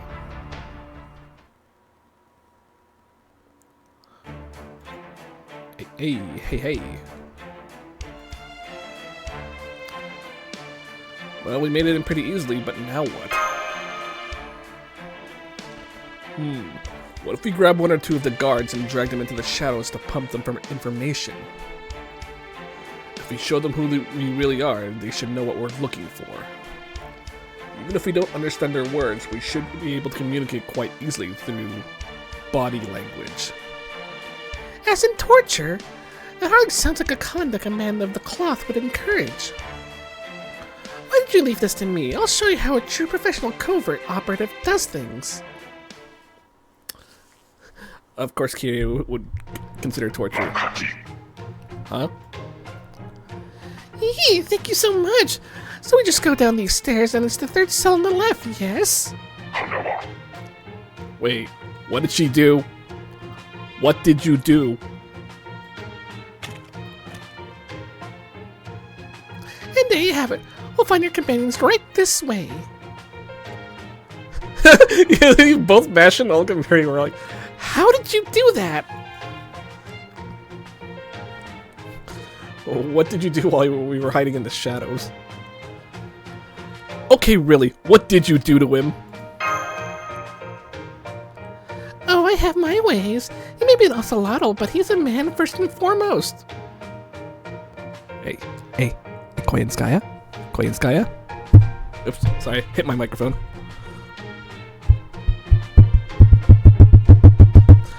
Koyanskaya? You might want to fill us in on what you did. Huh? No? Come on. You can't leave us hanging like that. Yeah, you gotta tell us. Tell us. Come on, right now, huh? What did you do? Now, wasn't that a lot better than punching him, shooting him with a rocket launcher, tearing out his entrails? Or any of the other barbaric methods of communication the priest would have us practice? That seems awfully specific. He's shaking. He's fucking shaking, man. That's like, what the fuck? Yusaku, I can't help but notice Father Kotomini clenching his fists so tightly, they're trembling. May I ask why that is? Oh, Teppo, you are way too innocent for this kind of conversation. You are way too innocent.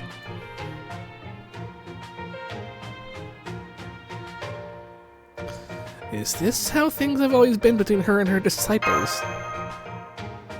I actually just bribed him with bananas and corn, but that could stay a trade secret. Oh, okay, bananas and corn. Okay, well, that makes sense. I kind of want a banana for some reason. And corn. Don't ask me why, okay?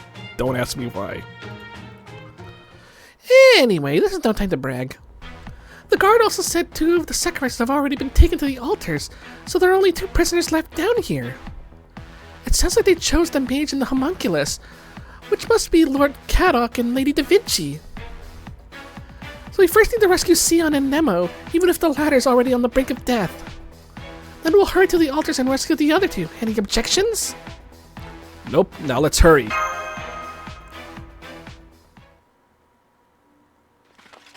So they took Kadoc and Da Vinci. Sion, Nemo, we're here to rescue. Are you okay? Yeah, more or less. I gave Nemo the only bed. Right in the nick of time. Nice. Not that you could have gotten here sooner, I guess. They've already started the ritual up there, right? I can feel all the fervor all the way down here. Huh? But I thought they took away the mage. They did. The superior mage. Makes sense, of course. Sion's got me beat there. I may have more magical circuits than her, but she's from a famous Atlas Institute family. I think they call them the 6 Sources. So she's probably got real special organ plebes like us could never even imagine. Anyway, you don't have to fill me in on what's going on. Of course we're going to escape, but first we need to rescue Sion and Da Vinci as well. Or 2. Only problem is, Nemo still doesn't look like he can move. He's been like this since the border crashed. I don't want to admit it, but he might be... Pardon me, I see. So this is Captain Nemo. Let me give him the medicine Professor gave me. Huh? Teppo, what did you do? I believe it went like this, and the spell went like this. Mythological concepts elucidated. Humanity essence analyzed. Comprised spirit origin fortified. Faith history established. Boosting Nemo the heroic spirit's strongest convictions and superior skills. Recovery from fatal wounds. Administrating indomitable protection. Gradation air Nemo origin. Who gave you that? You. Well, let's hope that worked. Hey, Yusaku, who's this dinosaur? Is he on our side? That spell he just cast was crazy precise. He practically summoned a whole servant all on his own. I don't think I can tell him that that was Teppo's first time he used Magecraft. Yeah, Teppo's a great ally. Never mind. I can't believe I was out so long. Nemo! Thank you for waking me up. Who are you? A resident of this Lostbelt? Ah! It worked! Hello? Do you not understand me? I'm pretty sure you were the one who gave me that medicine. Oh, yes, it's nothing, Captain Nemo. Your resemblance to someone I lost just took me aback for a moment. It's so nice to meet you. My name's Teppo. And yes, I'm a citizen of Mictlan, the South American Lostbelt's equivalent of humankind in a manner of speaking. Yusaku and Mash can tell you more. I'm going to keep watching the hallway. I don't know anything about him, but I understand what's going on. So let's go as soon as we've come up with a rescue plan. I'm including me in that we, of course. I'm ready to do whatever it takes to bring Sion and Da Vinci back alive. Woohoo!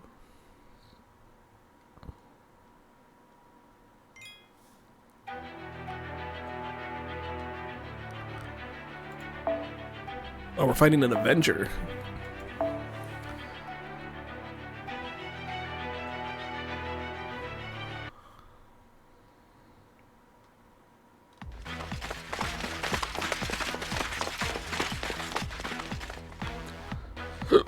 Ugh. You must be Kadoc. You have some really awful bags under your eyes. Did you know?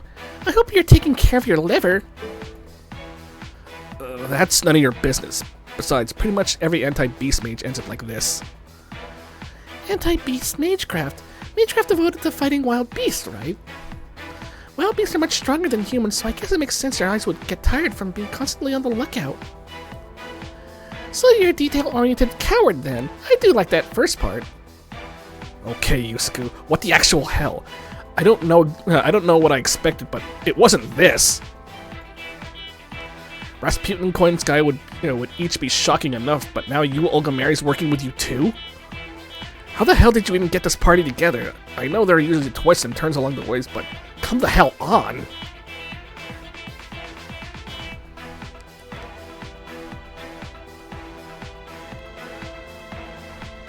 Okay. Which one should I say? It's okay. These are the last enemies turned allies we're getting. Yeah? How sure are you? Want to bet on it? Well, whatever. As far as the director's concerned, I've just got to pretend like I don't know who she is, right? I'll just follow Mash's lead and pretend we met her in this Lostbelt. Oh, having a secret chat, are we? It's nice to see you getting along with him so well, Kadoc. Oh my god, did he just sneak up on him all creepy-like? It's enough to make me feel good about my choice to bring me to the border, at no small personal risk to myself. Oh my, so you're the one who rescued Kadoc from certain death in Olympus, Father? What a shocking betrayal of your fellow disciples, and you got along with them so well, too. I hate to think what Limbo or Muramasa would say if they could see you now. I think it's time you seriously considered ending your life so you can apologize to them in person. Spare me the crocodile tears, Koyanskaya. The Lord doesn't forgive lies simply because they are as doesn't forgive lies simply because they are as outwardly pretty as one who speaks them. Might I also suggest you practice your little performance in a mirror? Might I also suggest you practice your little performance in a mirror to learn to better hide your inner ugliness? Oh god, why are they fighting? Okay, here's the plan. They're obviously going to be priests up by the altars, right? So we'll have Yusuke, Mash, Nemo, you, Olga Mary, and the dinosaur Tepel crash the ritual for maximum impact. I can't be of any help in combat, but if you want me to distract the Ocelomeh, I think that's a wise choice. Never would have taken him for a pacifist. This lost puzzle really is uniquely weird. While you guys are fighting, Rasputin and Coin Sky will rescue Da Vinci and Sion. Not that we're going to be naive enough to completely trust them, I'll keep an eye on them myself. Yeah, good idea. But let's split up now. We'll take different routes to the altars. The more attention you guys draw, the better our chances of success, so make sure you give them hell.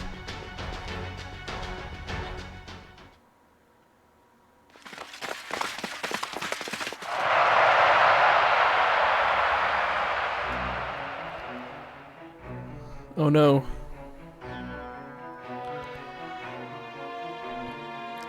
Roar, warriors of Mictlan!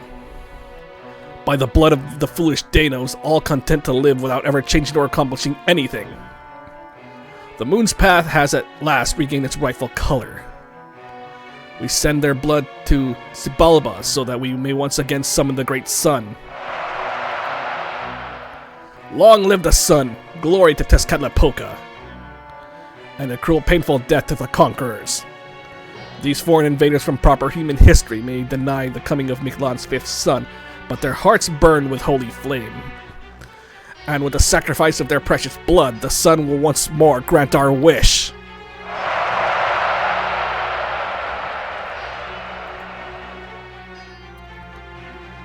They're all so worked up. Their cheers are actually shaking the bridge.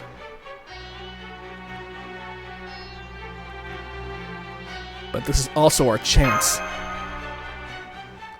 Let's go, you two. Be careful not to fall off.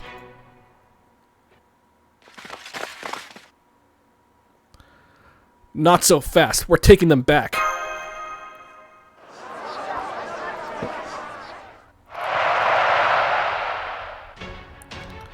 I thought you would come, man of proper human history.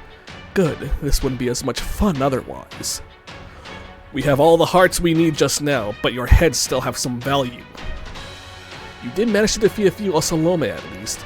Your heads will be perfect finishing touch to this ritual. These are some of the oldest Ocelomeh. They are our most exceptional warriors. Your pathetic servants are no match for them.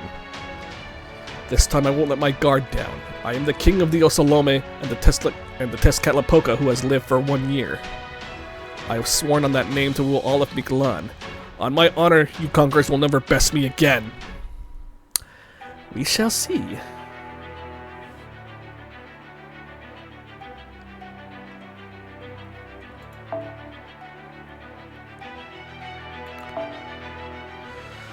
Okay.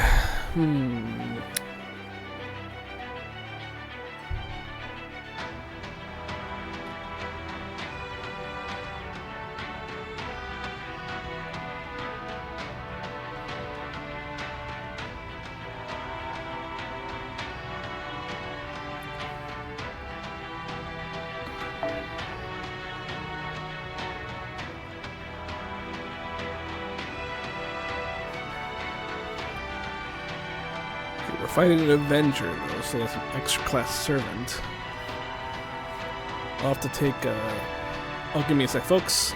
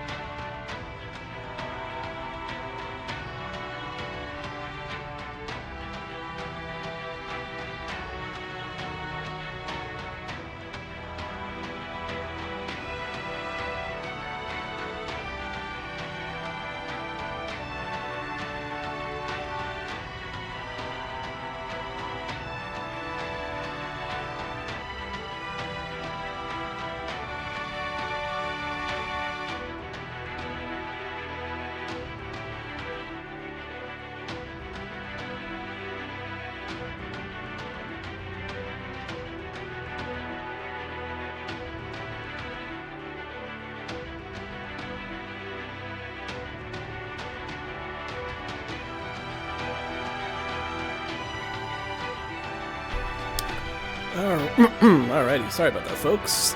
Ooh. Had to do something for a bit.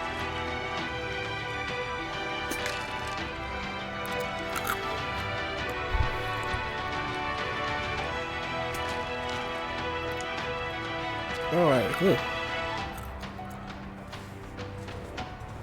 Alright.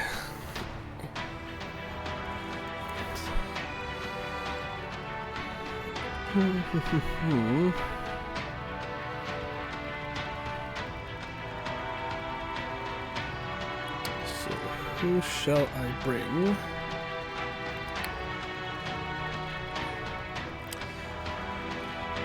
If they're gonna need a moon cancer.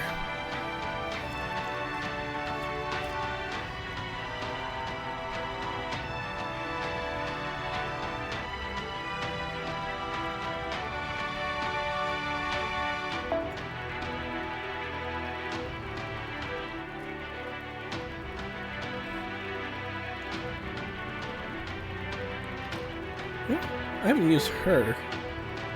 Let's guess we can use her. How about BB Summer?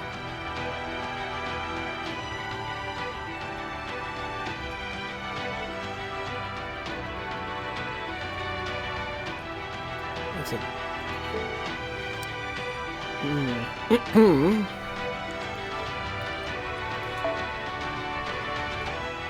Okay, let's see.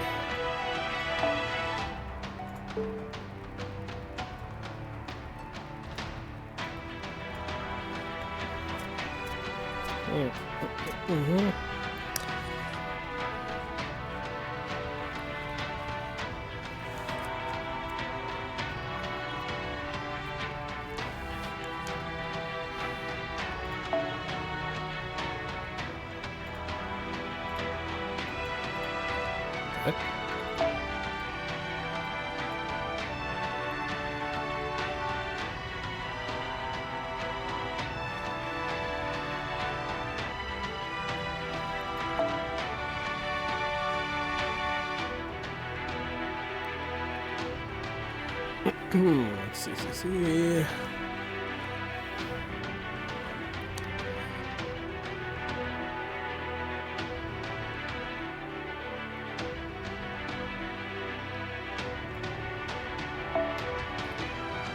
Wait, we're finding the Avengers, so...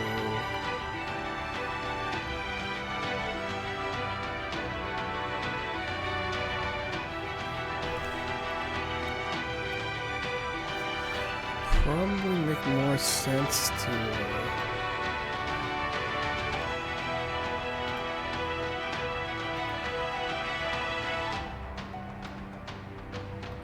Jeez, how many vendor servings do I have?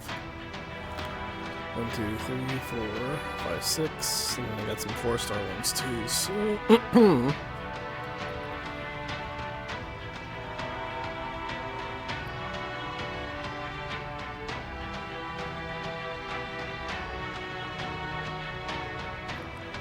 Cool altar.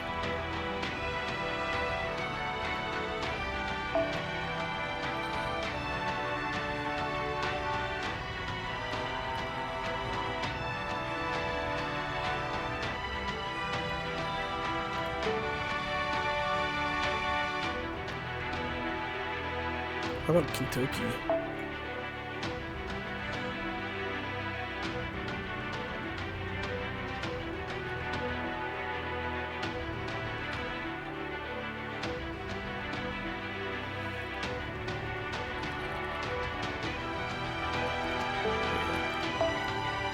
You.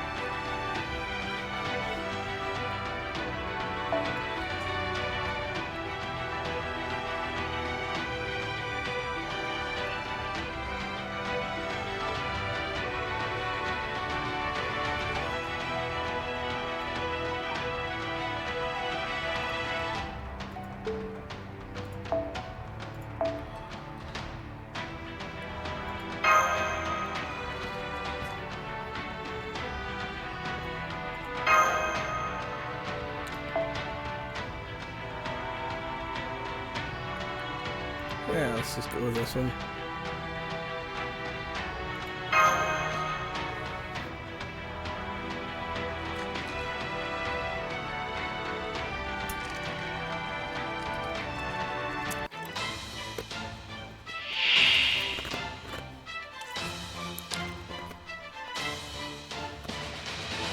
データは十分手玉に取って差し上げます。You like decoy? ええ、そのように。失礼、こちらの話です。は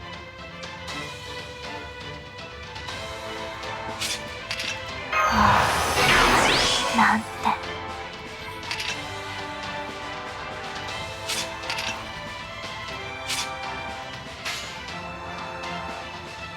機嫌が良いので特別に小さく。いいよ。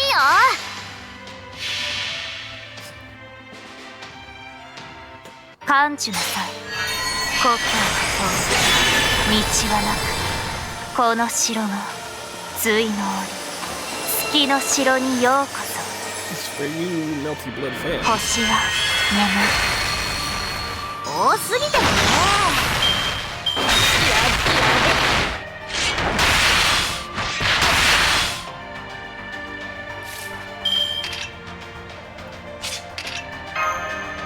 はい、NSS サービスです。もちろんお望みのままに。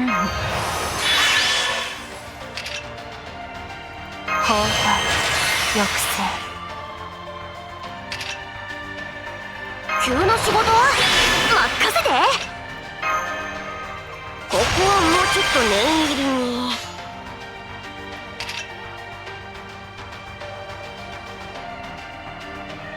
よっこいしょっと。では大きく。これは君に待つ夢の生産。どれほど辛い別れでも輝くものはきっとある。さあ、顔を上げて。では報酬を与えましょう。水、熱、震え、別れ。我が手の上で弾けるがいい。なだれとな。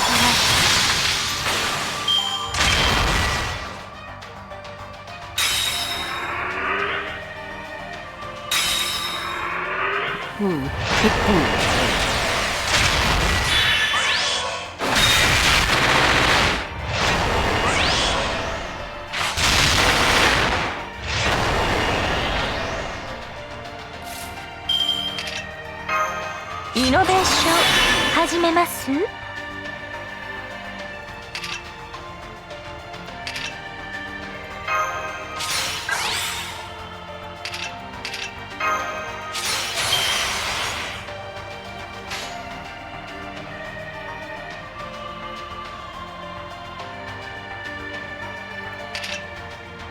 いい感じ。眩しく、いいよ。大きく聞き分けない。その辺だな。バッチリだな。切り上げ。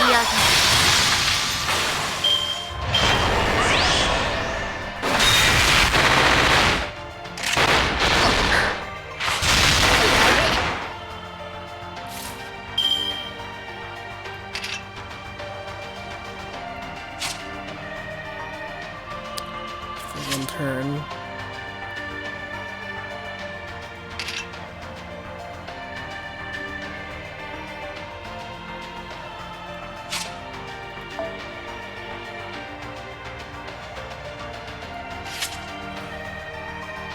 I had to give him something to evade.「機嫌が良いので大きく小さく」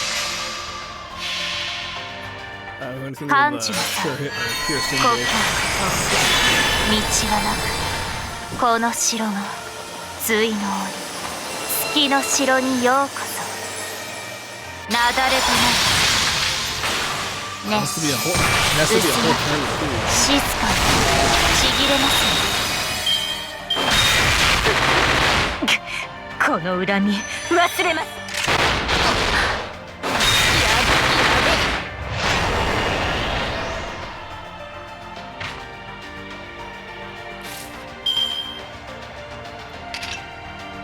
力入れっか。お月さんまで行っちまいな。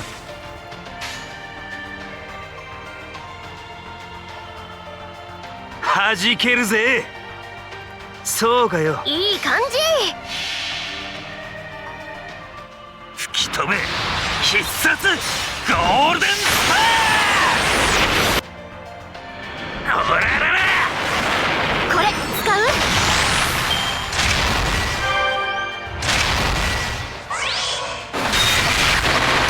環境破壊はほど。あら。Okay. I'll do have it. スピード I'll do セッ have ト。いいとも。いいよ。その辺だな。いっちゃうぜ。これ使う？ There's that one soldier deal himself the game system the one turn of the freaking Sion. 痛いのはちょっ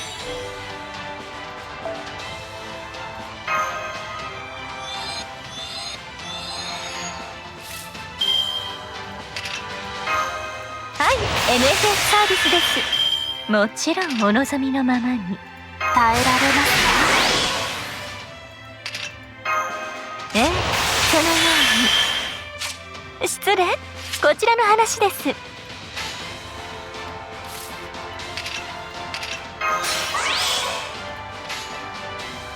では、眩しさ。Here we go. では、報酬を与えましょう。水、熱、震え、別れ。我が手の上で弾けるがいい。熱し、薄ま、温めましょう。そう、こういう手触り。戦いはしんどいな。でも君が無事ならそれでオッケー。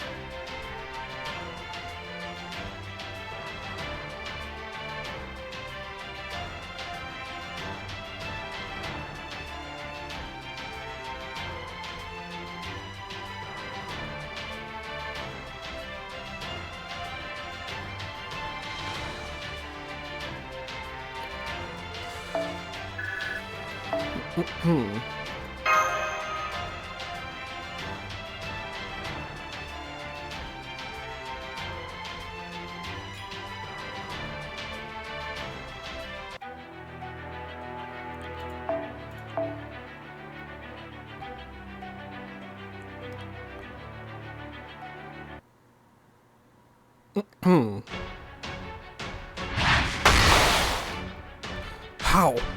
Is this how powerful heroes can truly be? That can't be right. No proper human history hero could ever be worth anything. You're a little biased there, buddy. You trust no one. You betray confidence. You ruin even the things you steal out of ignorance. No, I refuse to accept your world as our future. Priest, begin the ritual now! Kill the sacrifices before these invaders can rescue them. That will drain their will to fight. Aw, poor thing. Looks like you were a little slow about letting go of your pride. We already have Sion and Vinci back safely in our custody. Hear that, Yusaku? We did it! Now let's get out of here. We need to find somewhere safe before all the Ocelomeh on the ground make their way up.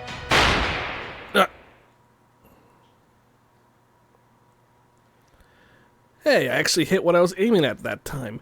Not bad for a warning shot, eh? Why the hurry?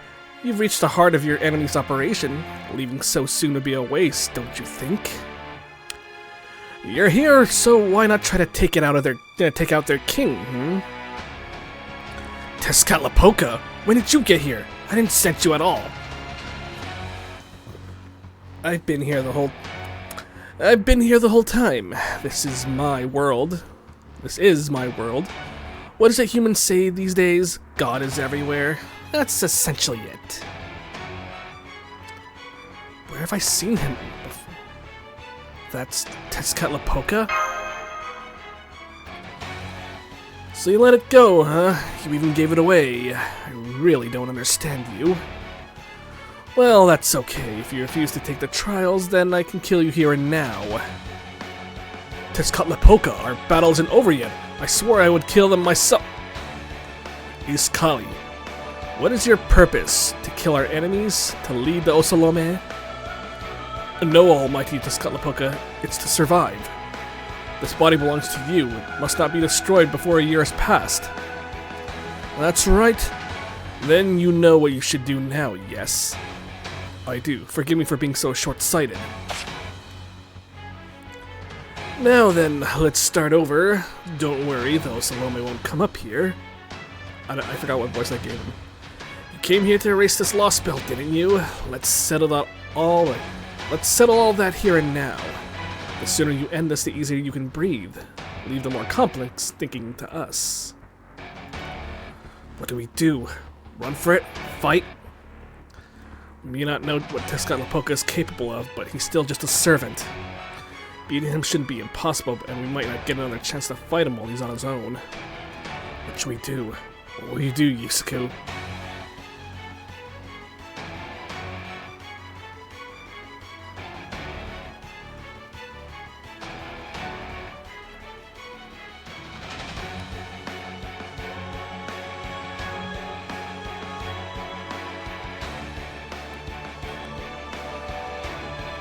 We fight. Well, well. Look who you brought with you. How the hell did you befriend her? Long time no see, President Girl. Have you come for your revenge? Huh? What are you talking about? I've never seen you before in my... I gotta say, I'm amazed you survived that. Guess you're right to call yourself a god. A god? What are you... No, more importantly, you... Uh-oh. Oh no, she's remembering.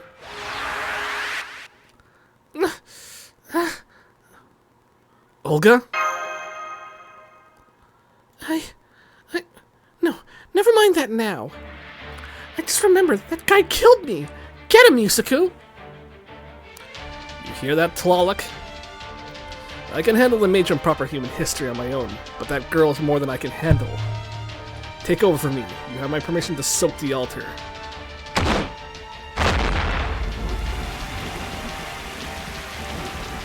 Saw you snuck into the city, defiled the temple, got in Kali's way, and challenged Brother. I think you just set a new record for sins committed in a single day. So will you pay for your sins by leaping off the altar to your depths, or have me wash you away? I'll give you a moment to choose. Damn it. Looks like we don't have a choice but to fight now. Summon a servant, Yusaku. You've got a strategy for her, right? Of course. I'm counting on you, Nemo. I've never fought you before, but I guess it doesn't matter. You're about to die anyway. Don't worry, I'll knock you out first so you don't suffer too much.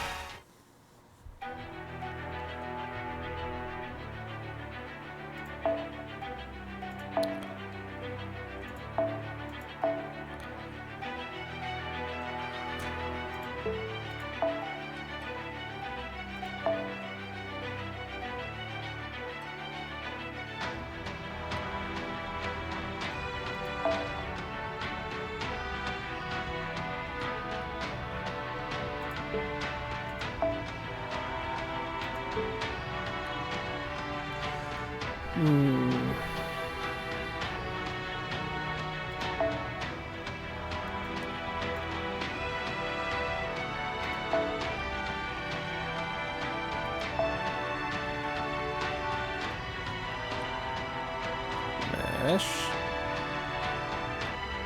I thought Mash in my party.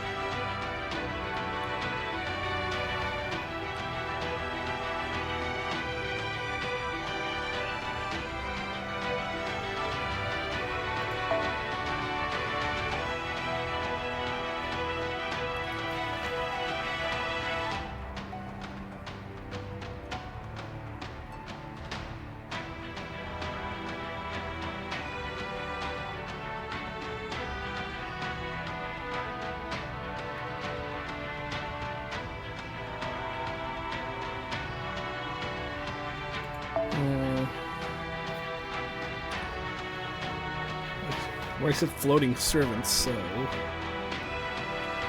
Oh...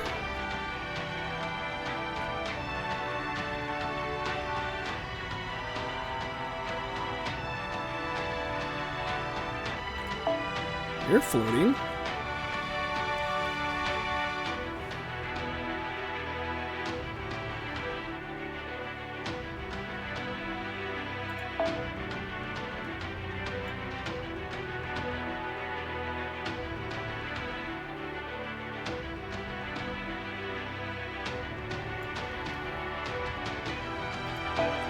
I think you're floating too, right?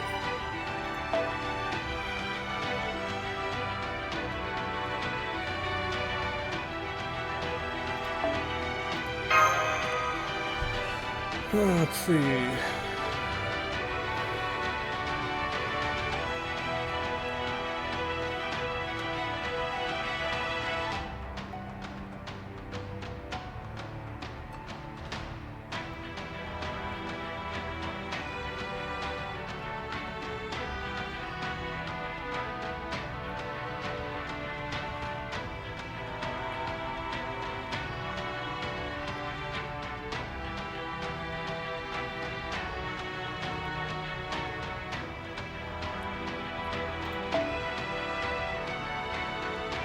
Should I?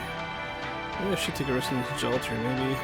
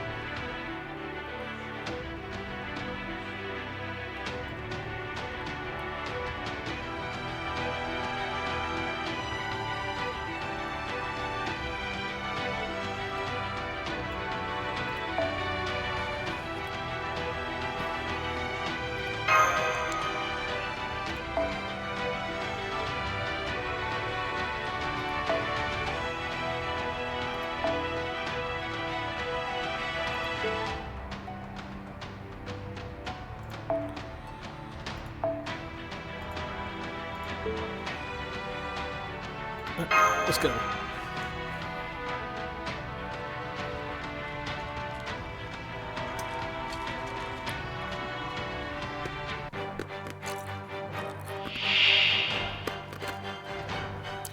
サポートシステム 40% カット。いい見方だね。運動性問題ありません。トラロック。Hello. 優雅にね。踊りなさいね。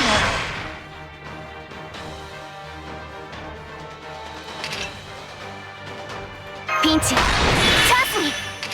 オルテナンス全機能解放。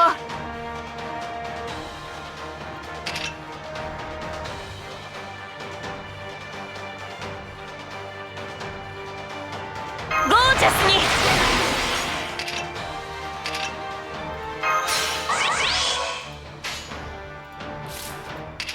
よし、いい見方だね。さあ、ええ。見えてる。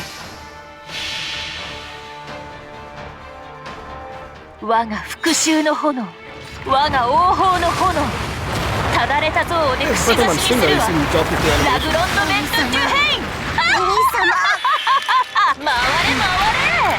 イエーイ。やるよ。おしまい。トラロック。トラロカン。反乱せい我が涙。反乱せい我が涙。トラロッ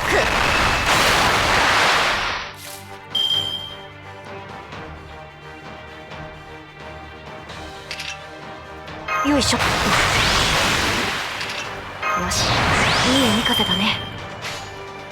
任せなさい。ええ。一歩前に。燃え狂いなさい。吹っ飛べ。スライドスマッシュ。トラロカン。エスコルピオ。反乱せい我が涙。That's トラロック。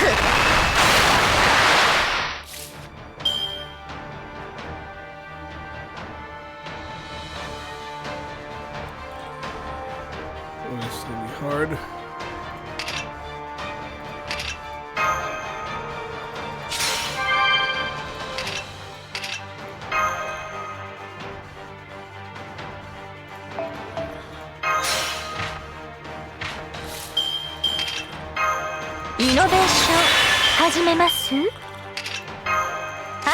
NFS サービスです。もちろんおのぞイノベーション始めます？いいよ。いい僕の本気を見せる時だ。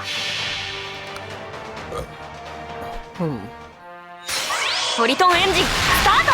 照準よろし。計算完了。ほらぶん回すね。設備ロック。グリーンはいいかしら。許可する。行くぞグレートラム。ノーチロック。吹っ飛べ。なめんな。反乱せよ我がトラロGo 名。誠にすまない。撤退する。カン。トラロカン。トラロック。 Shit. Screw me, huh? 反乱せよ我がトラロカン。反乱せよ我がトラロック。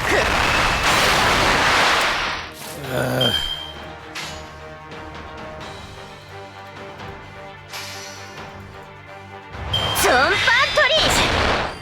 この服エスコルピオン。自由に振る舞いすぎたよ。反乱せよ我が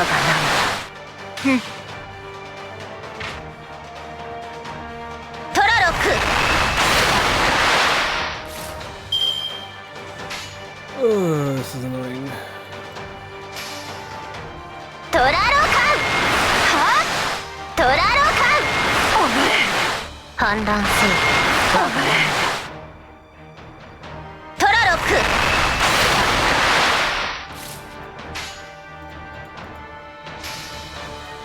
トラロカン。申し訳ありません。一旦反乱せよ我がトラロカン。おぶれ。 Covering your own トラ health. ロック。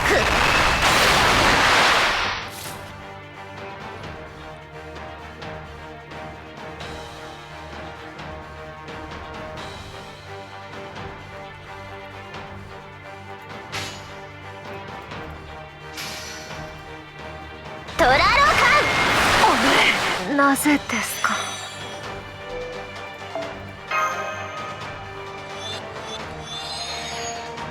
よし、いい海風だね。トラロック。優雅にぶっ込むわよ。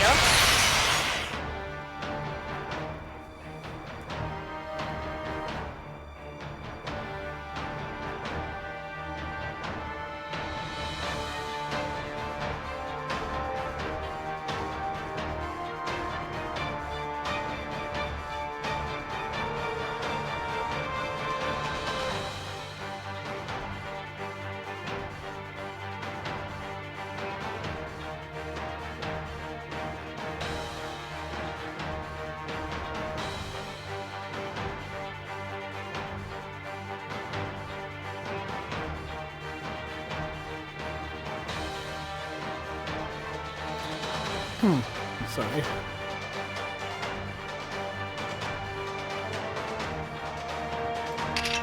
し、いい海風だね。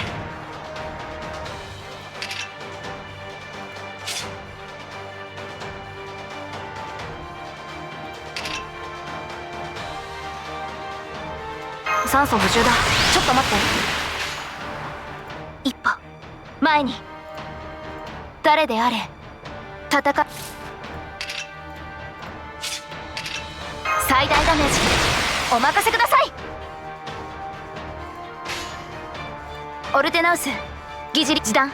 一歩前に。おごりであっても高らかに。いつか必ずなくしたものに報いるために。導きの星よ、力となれ。はあ、ターンバスターバーニア突撃します。ターントラロカン。トラロカン。トラロカン。トラロック。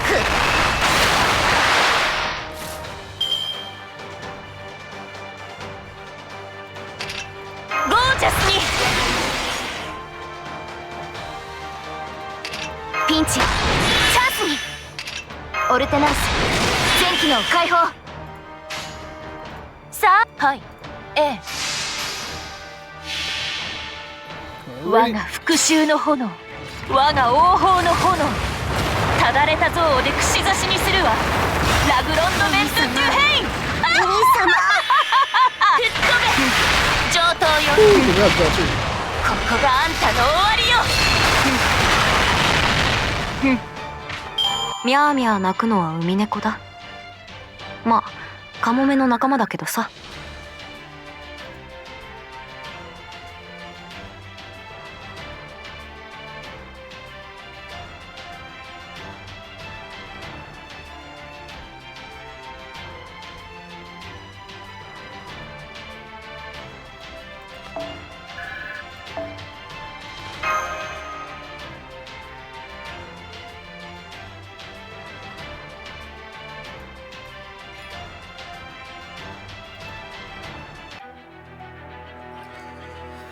Oh boy.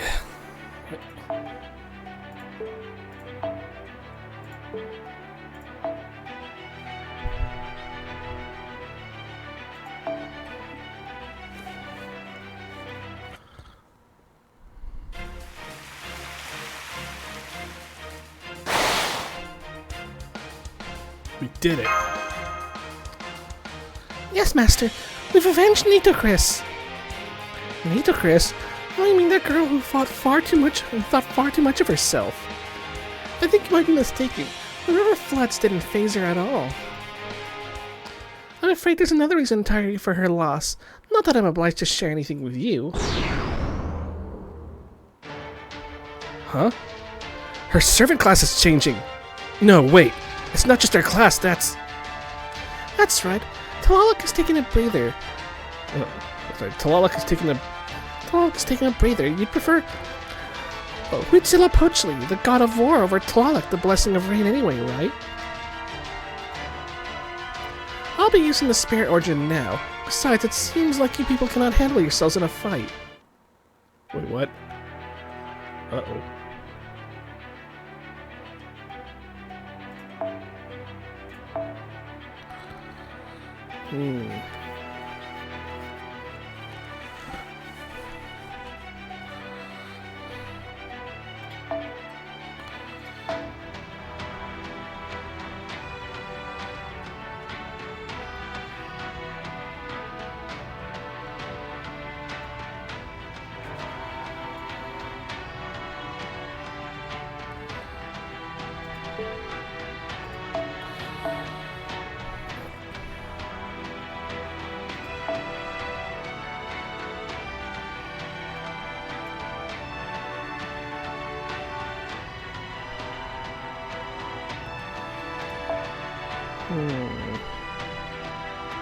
It's a berserker.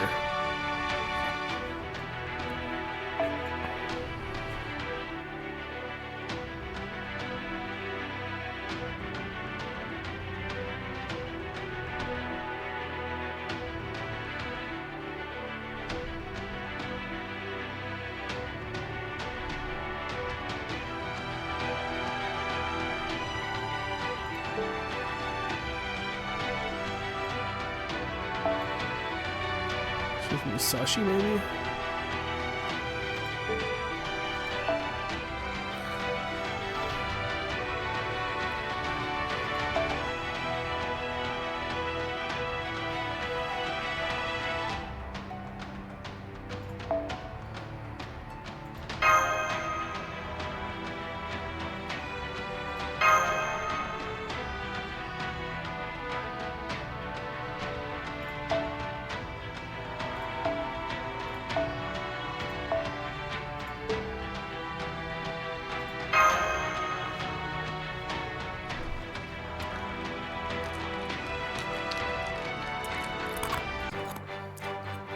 Look, Redacted came back. 一等参拝部族の誇りを見せよ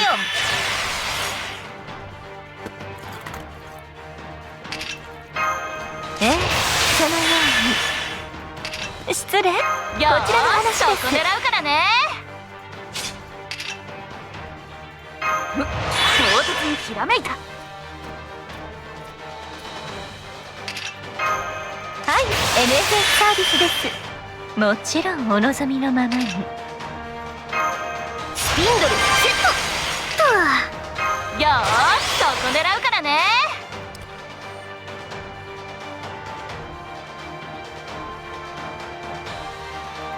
五輪の神髄お見せしましょう。仁王栗から昇天書。行くぞ剣豪バット医者な大天書。兄様じゃんじゃじゃーん。すごいだろう。重いんだぜ。でも負けないファミリアンなのさ。スピンスターハベトロット。兄様祭儀を執り行う。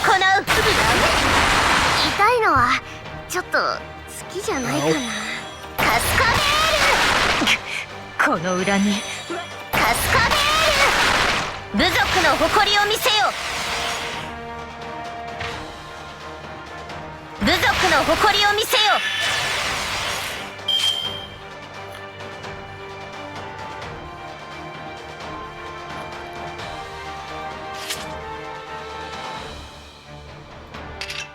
被弾確率収束。パラドックスエフェクターセット。お、任せて。待ってました。なんの切り返せるか。祭儀を執り行う。役に立たなくてごめん。そこですね。カスカベール。部族の誇りを見せよ。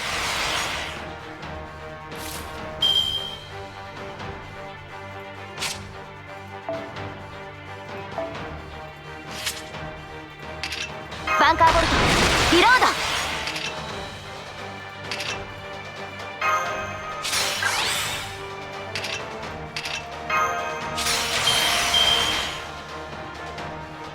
了解。一歩了解。ブーストストライク。ターンバスターハイアングルトランスファー。エスコルピオンはカスカベール。カスカベール。部族の誇りを見せよ。部族の誇りを見せよ。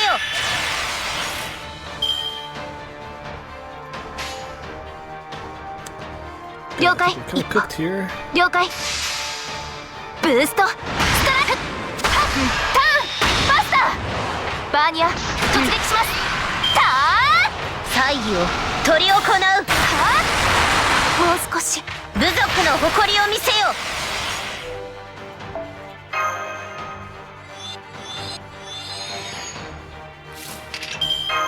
はい、NSS サービスです。もちろんお望みの。そのように。失礼。こちらの話です。そこ狙うからね。唐突にひらめいた。よーし、そこ狙うからね。待ってま。おーとも。命じ憤怒を持って諸悪をこの我が勝負医者の大天将。兄様なんの切り返せるか。部族の誇りを見せよ。What? Ended here?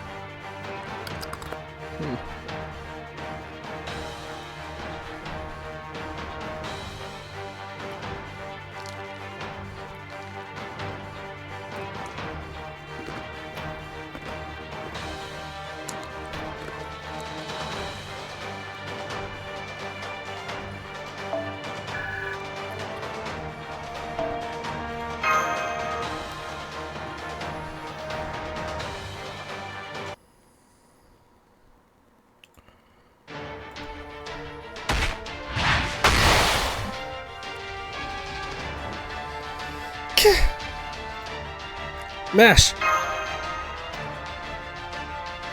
My, how the tables have turned. I feel a little better now that I've gotten you back. Symmetry is a beautiful thing in every age, don't you think? What the hell? How can she be that durable and quick? Are we sure she's not some kind of machine? Mash, Yusuke, get out of here.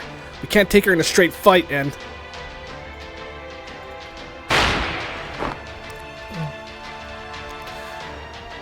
Now don't you talk about my sister behind her back. Oh wait, I guess you were saying that right in front of her, huh? Does that make it slander then? Libel? An indictment? Yeah, either way, nobody insults my sister and gets away with it. Looks like this mage is next in line after you're done with those two, Hummingbird. The sacrifices have already made themselves scarce. That priest is pretty quick on his feet.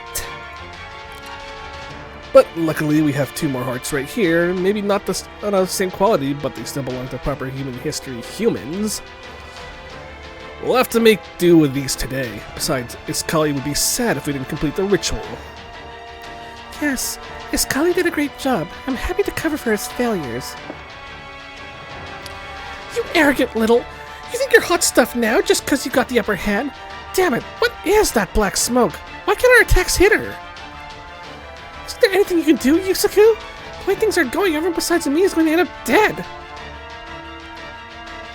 I know, but...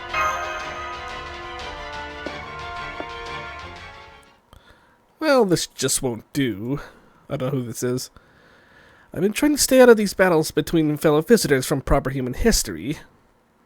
But since I've been keeping an eye on that boy there, I think I'll help him out a bit. Hup! Okay, it's her, Kukulkan. You Pierce Brothers Smoke? Who are you? Another proper human history servant? Ooh. Oh right, I never did introduce myself, did I? Hello people of proper human history. I'm Kukulkan, god of wind, water, and the sun.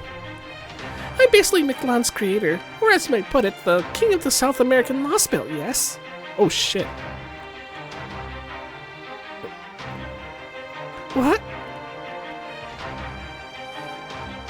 I knew it. She definitely reminds me of someone, yes.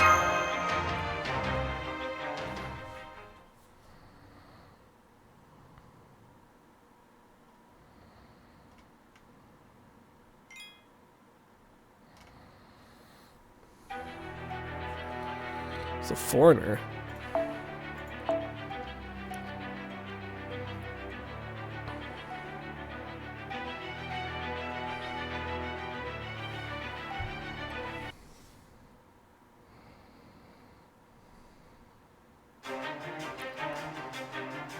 Kukulkan? As in the Mayan Kukulkan? There shouldn't be any Mayan divine spirits here in Mictlan. Then again, this warm breeze does remind me of Quetzalcoatl. In front of you, Hummingbird. Don't drop your guard. Huh? Okay then, how about we let our bodies do the talking for a bit?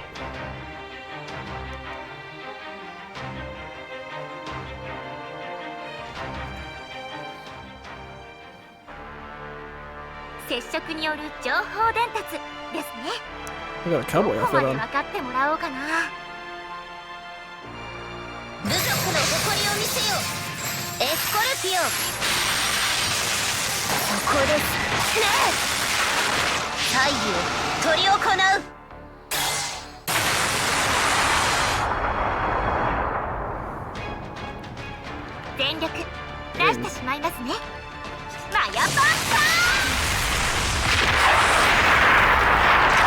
Holy shit!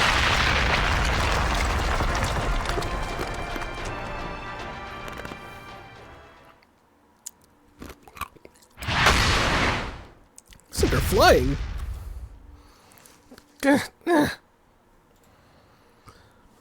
Sorry. Not trying to break you. Just sleep for a little bit, okay? Thanks for the help you gave me back at the shop. No need to tell me who you are. I'll get right to the point. Can you Chaldea and still fight? If you can, get behind me. If not, please head down to the ground.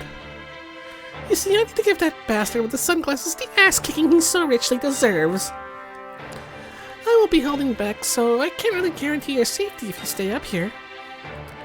By bastard in the sunglasses, do you mean Tezcatlipoca?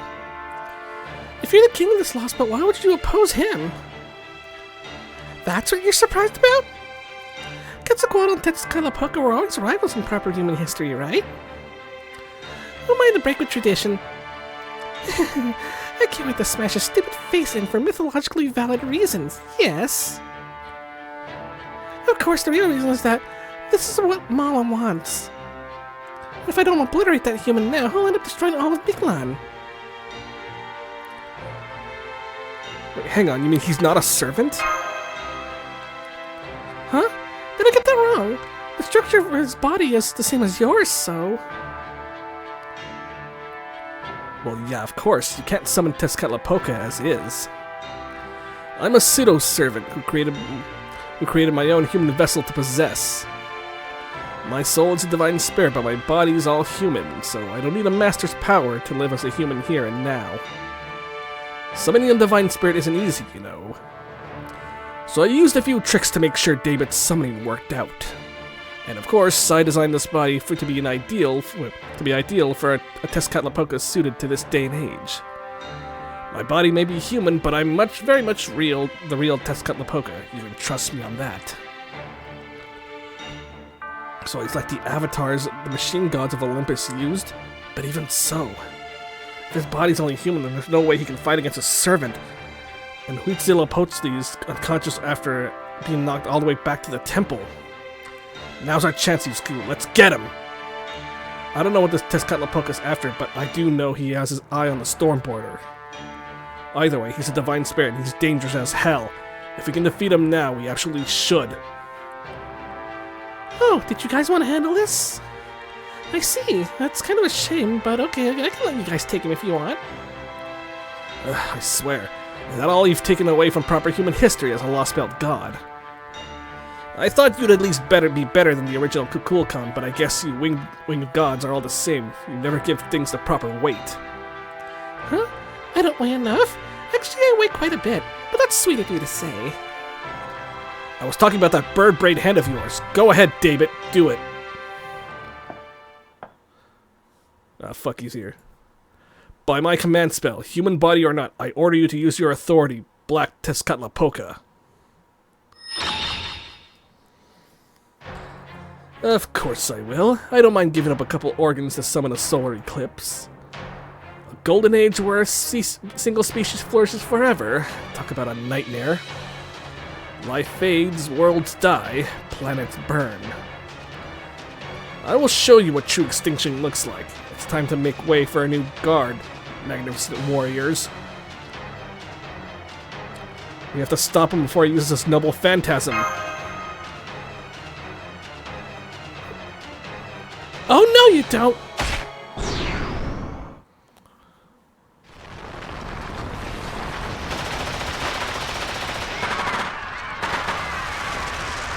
I hear gunfire.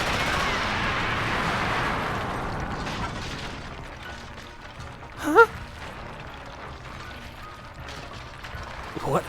What's happening? Huh?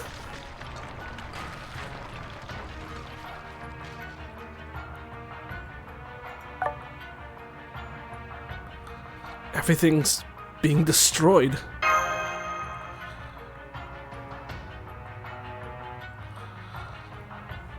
It's just an illusion. You couldn't possibly have caused this much destruction in just a few seconds. This is your doing, right, Tezcatlipoca? Stop wasting our time on these cheap tricks. Oh, Fort. This is no illusion. I recognize the smell. It's the smell of an all-out war. Isn't that what you were just thinking? What a shame, Nemo. You're the only one present with any experience in modern war. You knew right away that this was no illusion, but you still insisted it was, just to help the uninitiated all around you. You really are a fine captain. Killing you would be a shame.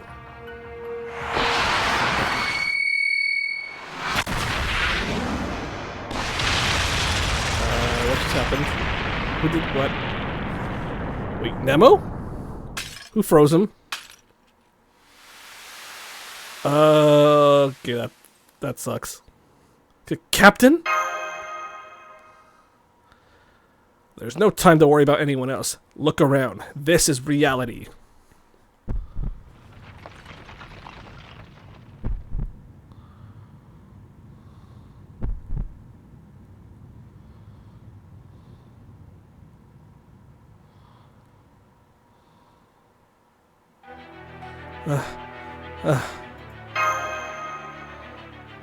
Everyone's dead? But how? They were so full of spirit just a few moments ago. This can't be happening. I don't care what kind of noble phantasm you have. You couldn't possibly cause so much destruction in an eye blink. It's not as much of a stretch as you think. I just swapped the present with the near future. Black Tezcatlipoca is an omnipotent god with control over all things, but that's not to say he has the authority to create anything and everything. It's the authority to freely pull things that could potentially happen within a set of rules. If something can happen in the future, I can change the order of events so that it happens now. What you're seeing now is what Mictlan will look like in a few days. You're all from the 21st century, right? You must have played a video game or two. Consider this a free trial of extinction. You'll face it eventually, but you may as well enjoy it early. So this is the future? It's what Mictlan will look like in a few days? That's right. The Ocelomeh will all die, the Danos will go extinct, and the world will keep on turning as though nothing happened. Nothing out of the ordinary about any of it. Isn't that right, Kukul-Khan? To gods like us, a reset like this is a piece of cake. That said, I'm getting sick and tired of the same damn thing. I feel like a hearty dinner for once. Luckily, I now have a chance to do that, and it would be a waste to enjoy it just for myself. So I'm giving all of you a taste as well. See, it turns out this crypter David is an even better cook than the foreign god expected.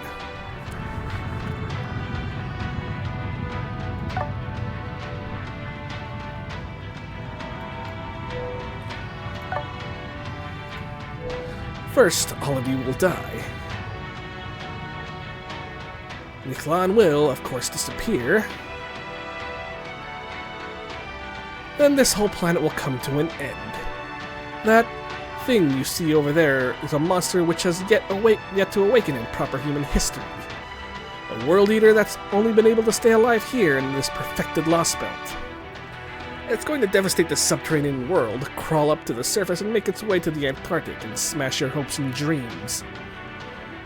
There will not even be a trace of Chaldea left. It'll go on to consume the entire world. It'll then expand its nest outward, dealing a death blow to this entire celestial body. No cycle of rebirth, nothing.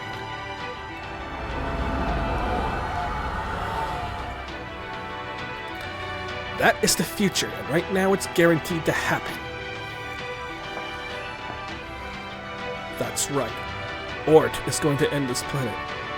Wait, that's ORT? David! I always thought you were a little nuts, but I had no idea you were this far gone, David. So, all three of you are still alive. What an odd quirk of fate that we're all here together at the moment the world ends, even if it's more of a preview. Is this really what you want, David? Krishtaria rebelled against the foreign gods back in nations.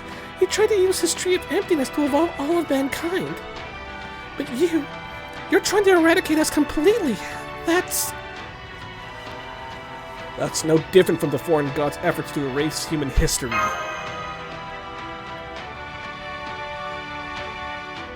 One thing.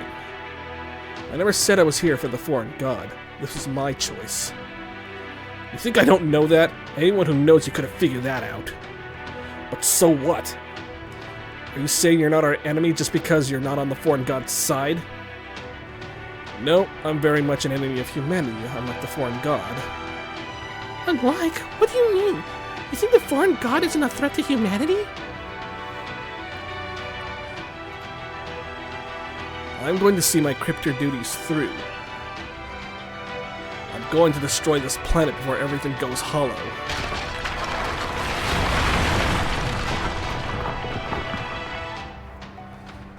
Damn it, he's fallen down below. Ugh, what an infuriating way to get the last word in. Huh?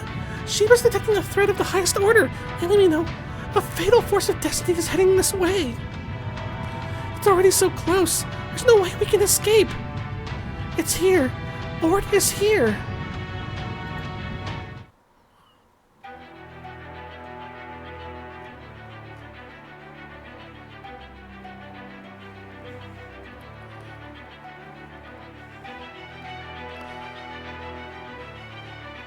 foreigner.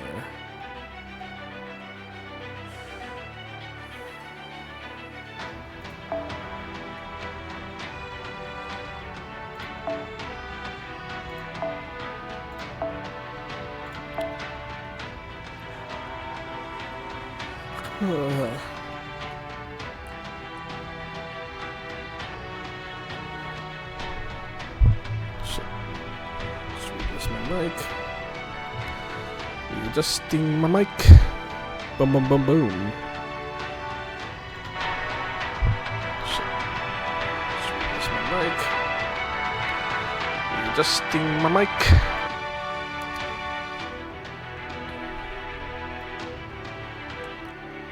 Boo boo boo boo boo boo boo boo. Boo boo boop. There we go.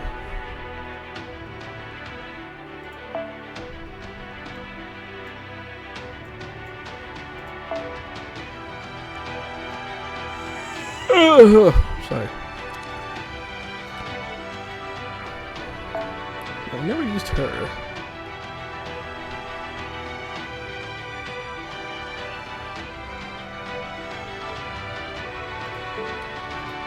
Let's bring her in.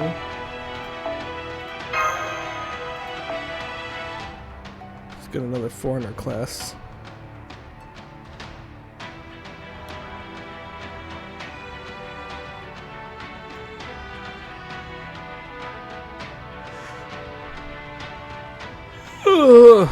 Sorry.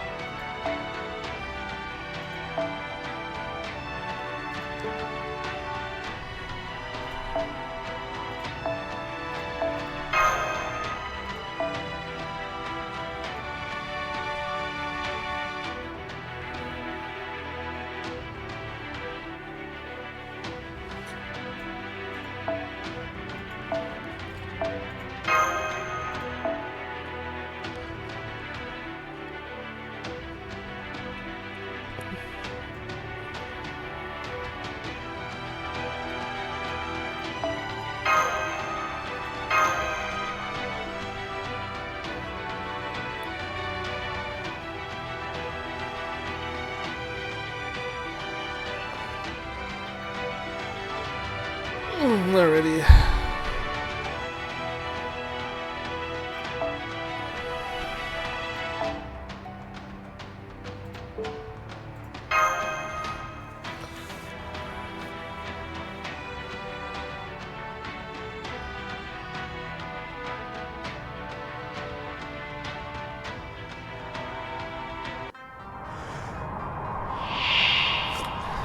Oh boy. 1 million? Uh-oh. This is a fixed battle. It has to be a fixed battle. Hi, NHS サービスです。もちろんお望みのままに。お問い合わせは私まで。かわいい人。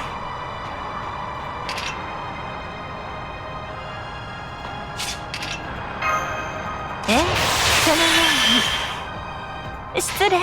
こちらの話です。ツアーあちらですね。前に。一つ虚空に兆しあり。5つ大引くほうき星。9つ大地うがつ大結晶。来天日光曲がれ星落下流水。あぶり焼きでございます。ブーストストライク。キャプテンアクセル。Alright. Wait, what?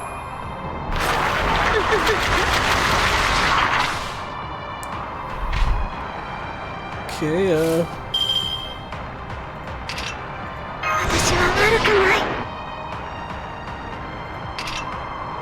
罪人はどなた？お祈りしましょう。ピンチをチャンスに。パラドクスエフェクターセット。あ、うん。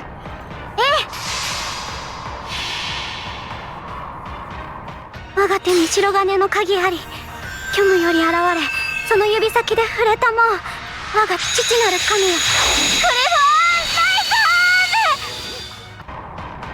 えい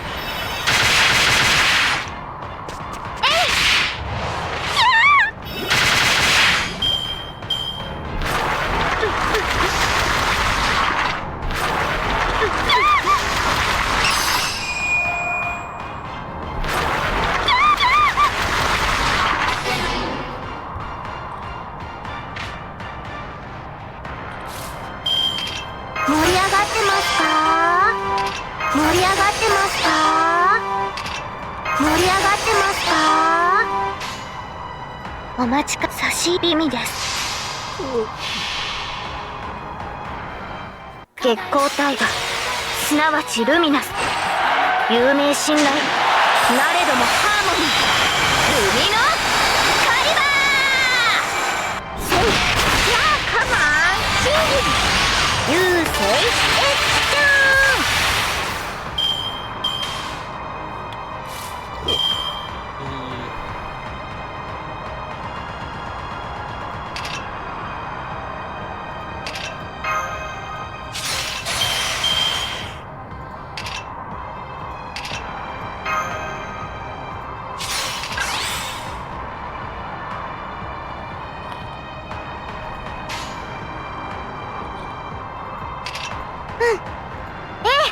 差し入れですか？ダメだから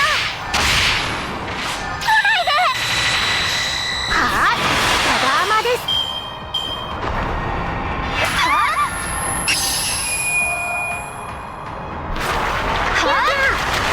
あ、申し訳ありません。一旦後方に下がります。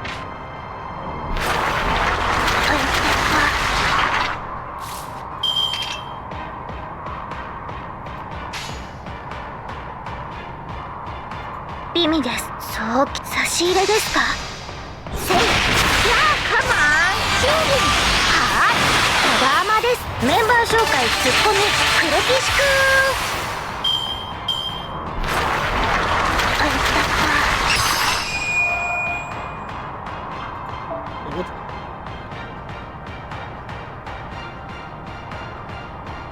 Oh boy.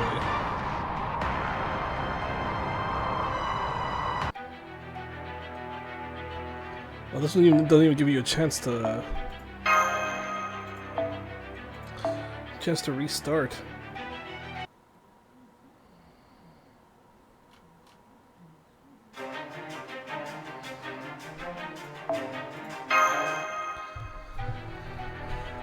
Alrighty. Whew. Gotta really think this one through now.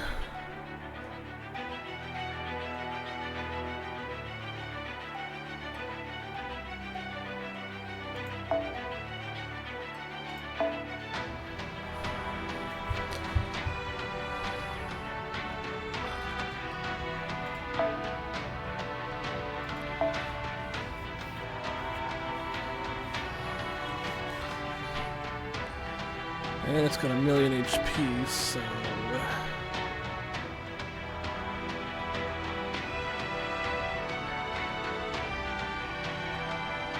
Oh,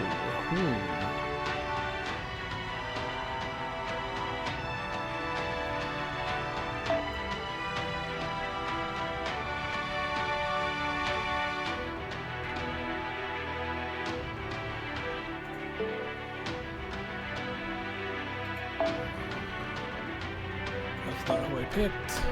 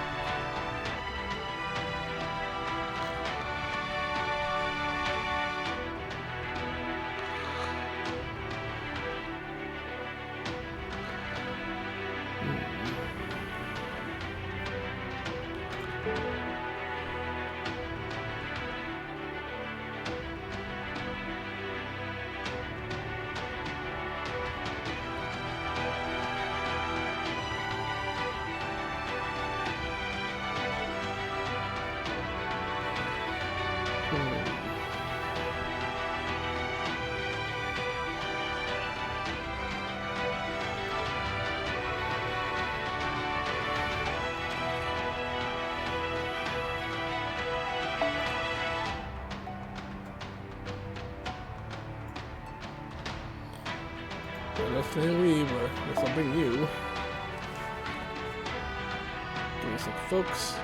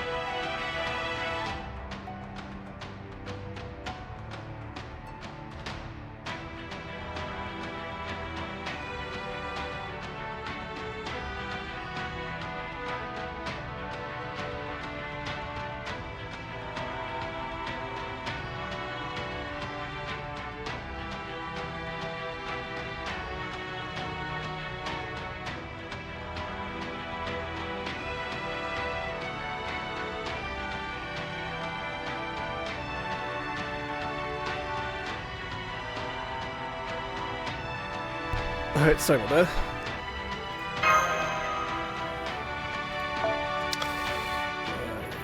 Then I need this though.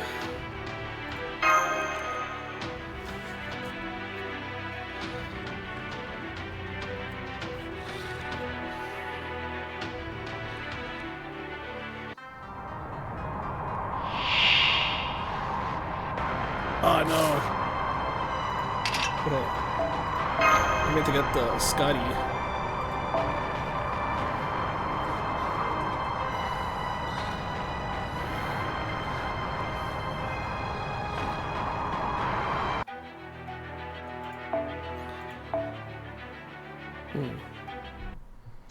Yeah, I meant to get.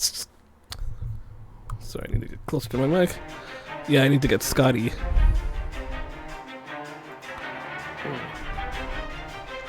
Yeah, I meant to get. Sorry, I need to get closer to my mic. Yeah, I need to get. Okay, yeah, just making sure.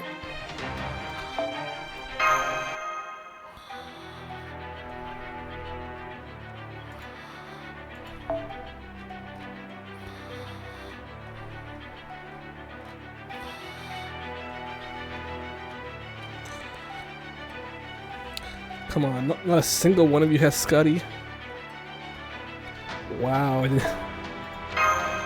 don't have my own, but I'd let her use someone's support one right now. Oh, here we go.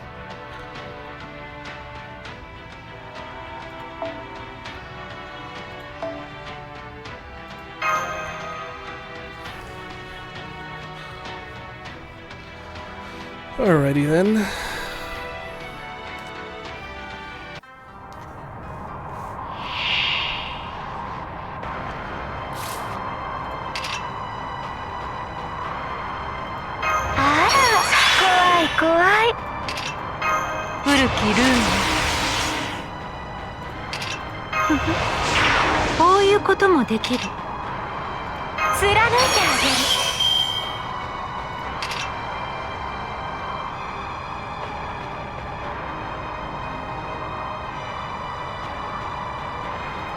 覚悟はいいかしら。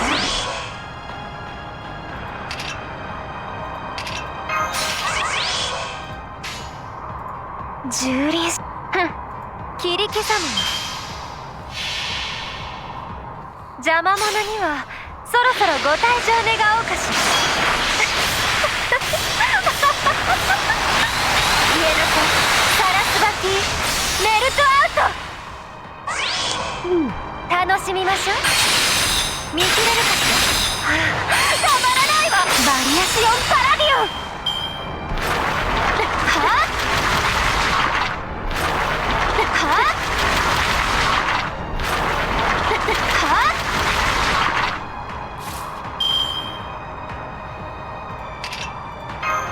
古きルール。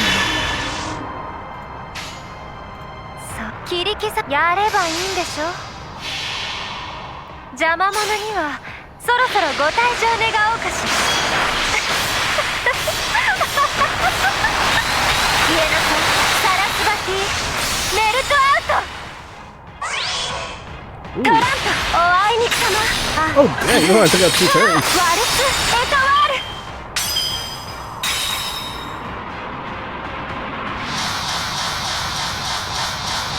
Wait, what the 10 million?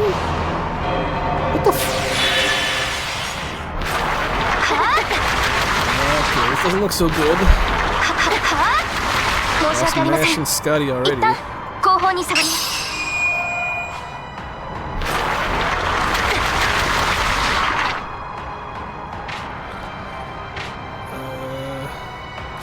Ladies, I think we set in a little bit of doo-doo.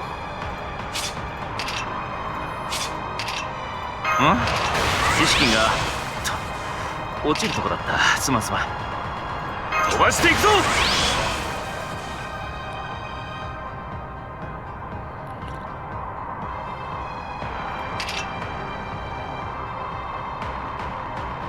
手伝う。気にしないで。エリザ粒子展開。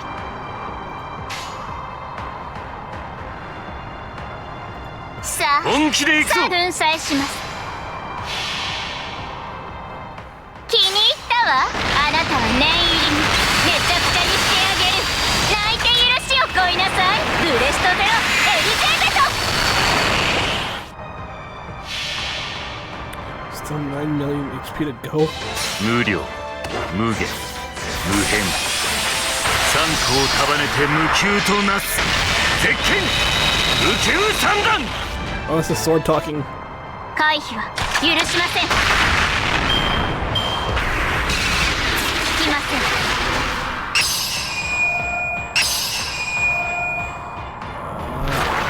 チッチ。Rengoku alter. Yeah, it's Rengoku, the sword. 自慢じゃないがよく切れるぞ俺は。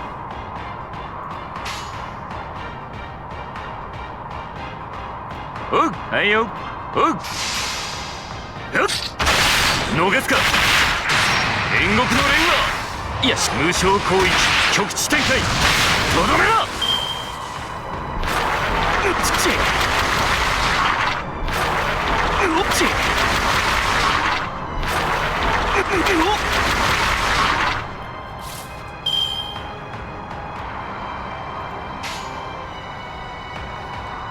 任せてもらおう。はいよ。おう。よっ。せっ。逃すか。無償攻撃、極地展開。とどめろ。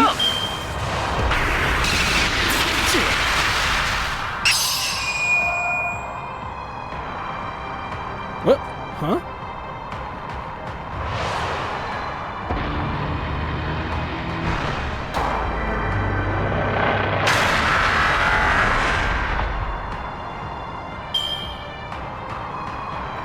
What the hell did she do?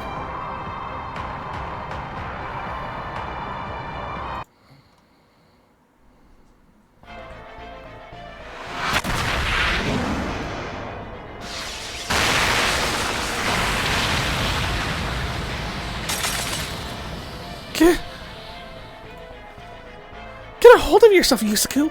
Where's that usual calm, cool judgment? We can't beat this thing in a fight! Tezcatlipoca's long gone, and David fell below before the battle even began. Coin Sky and my butler helped the two captives escape, so there's no reason for us to still be here. Yeah, you're right. It's not just you, Yusaku. This is too much for anyone. But you helped me snap out of it. Thanks, Olgameri. I guess you aren't just angry all the time. Huh? Why can't humans ever remember someone's name? Or is it just trying to leave out initials right now? ORT is leaving Mexico City, but that direction leads to the storm border? Oh crap, it's headed right for the border. I guess it thinks it looks appetizing.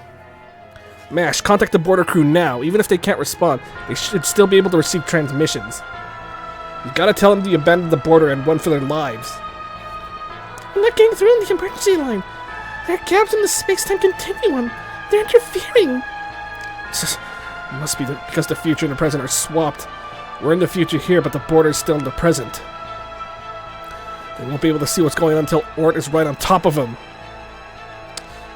We'll never make it in time.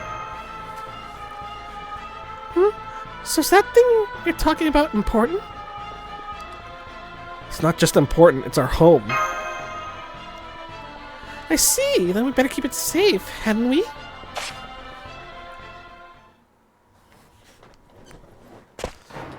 So this is the flying boulder. Awesome. It looks like a fusion of foreign machine civilization technology and proper human history engineering.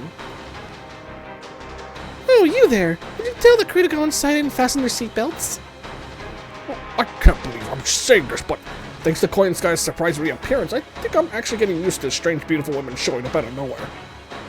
So, with that out of the way, let me ask you, what the hell are you talking about? Huh? Is that you, Lady Kukulkan? Sup? Is something wrong? You look kind of panicked. Oh yeah, something's definitely wrong. I'm going to... So could you help everyone get inside the border? Damn, seriously? Okay, well, I wouldn't put it past you, Lady Kukulkan. Right, I'm on it. He just picks up Gordolf! I'm glad he was so quick to act. Yep, there's nothing better than a species you can count on. Okay, let's do this. Hang on tight, everyone!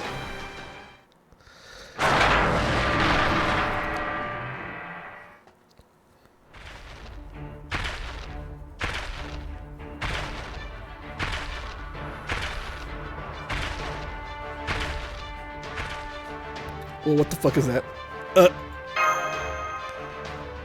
Senpai, the storm border is, hopping through the jungle like an enormous rabbit. Whoa, Kukulkan is carrying the whole damn border by herself. Hey, I could do that too if I was at full strength. She's getting jealous. She's carrying the border towards the jungle southwest of Chichen Itza. Oh, she just put it down.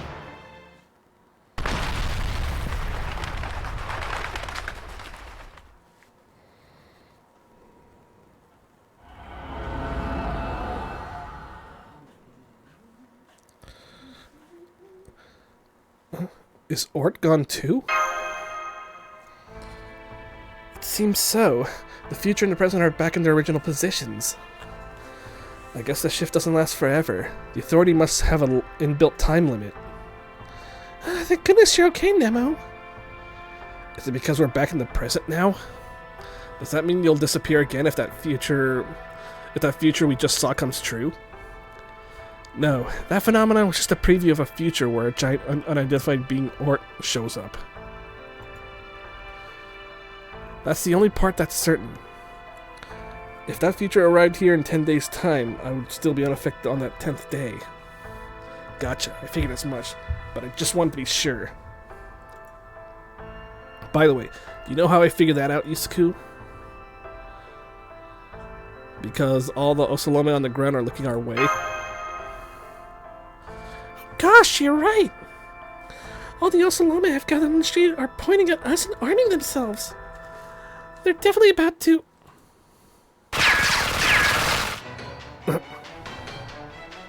From their perspective, we just picked a fight with this Kalian and Tezcatlipoca. The temple might be the holy ground for them, but they look angry enough to ignore that and come after us. And the Ocelomeh don't take prisoners. If they catch us, they'll tear us limb from limb and gouge out our hearts. Let's get out of here and fast. We're even farther from the storm border now. It's okay, they're over by the Deo City. Understood, Master. The rope ladder Queen Sky left for us right over there. Director, is something wrong? No, I was just saving our victory. You're heading back to the ship, right? I won't stop you. I had to put aside my reservations about her since it was an emergency, but she was nothing but helpful. It seems like she's trustworthy in a fight, maybe even as an ally. No, it's too soon to say. Understood. Mash, you lead the way, followed by Master Yusaku. Kadoc will go next, and I'll bring up the rear. Madam President, since it looks like you don't need to use the ladder, would you give us some aerial cover? Of course! I was planning to do that anyway. Good decision, Captain. I like your style.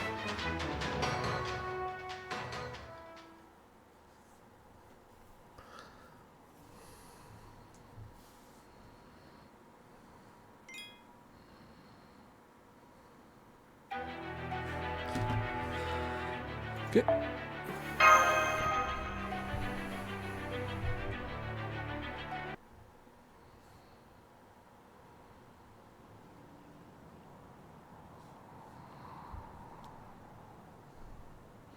Hello everyone, and hope you're doing well. Today, yeah, I'm doing pretty good. The city's back to normal. Not one of its citizens was lost. That's only for the present. In the future, Tezcatlipoca showed us everything was... Ah, that was fun.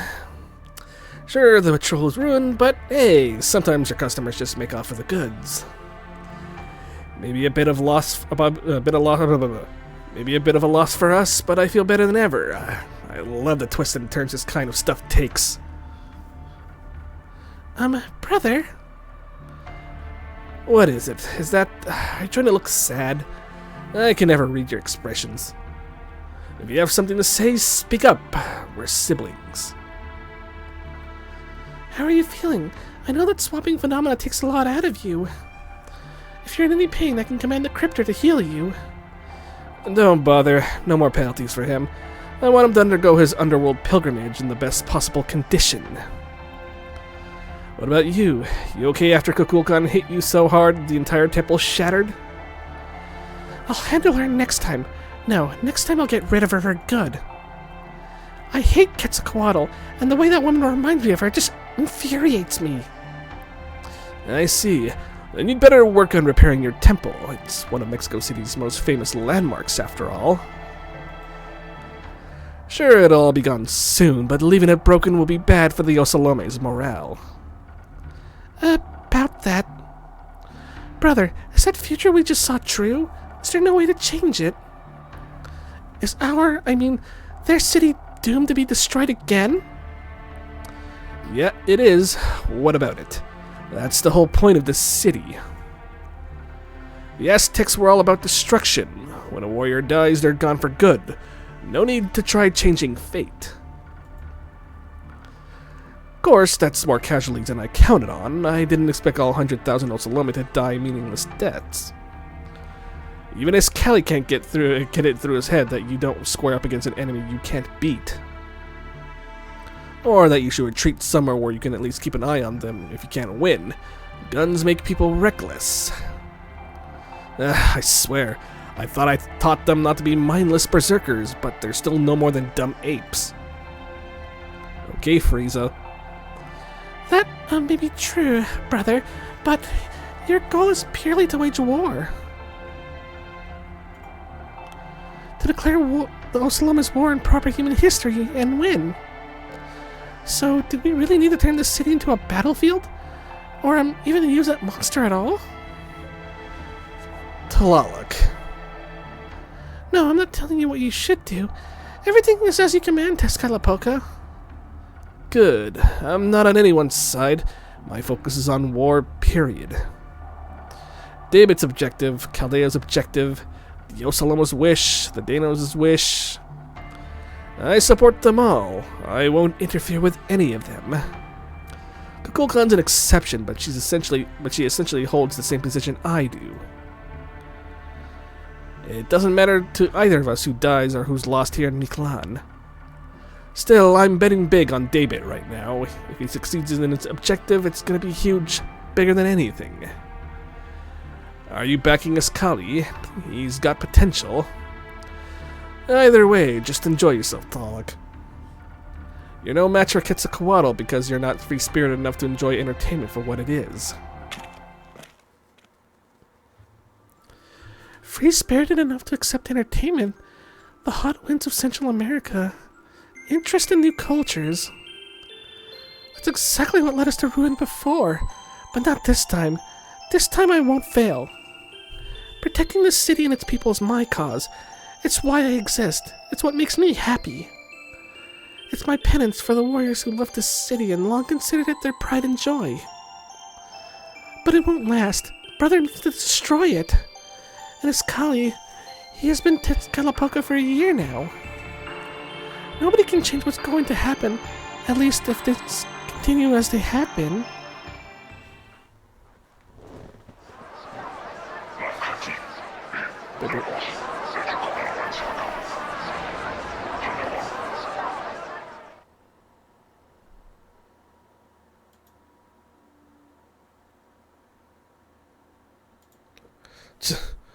What are you Ocelomeh so worked up about? Never mind, I get the idea. You're upset at me for letting the ritual fail. I've lost to the conquerors from proper human history twice now. I'm a pathetic excuse for a king. Get out of here. Out. Leave Mexico City. We have no need for an incompetent king. Fine. Once I've become Tezcatlipoca, I'll gladly leave the city. Damn inept warriors. Who'd want to live in a city that just copies proper human history as civilization anyway? Blah blah blah blah blah blah. City. Damn inept warriors. Okay. I'm going to make an entirely new kind of city. A city where humans, gods, and the sun all support one another. I'm going to make an underworld that doesn't need sacrifices, that doesn't produce weaklings or wealthy men, where meaningless wars are never fought. The kind of underworld paradise where Tezcatlipoca himself lives.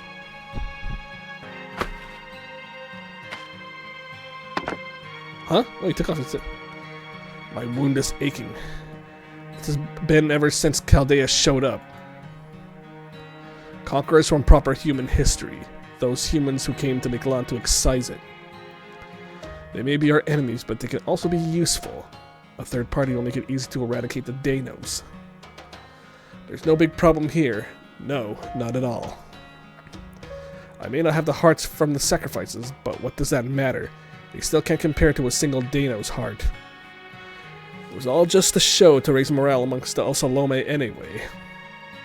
They'll forget all about their disappointment once we give them new guns. Damn it! Why do you care about a bunch of trigger-happy idiots, Ascali? The king has no need for worthless emotions. He need only to act in service of his god, and yet...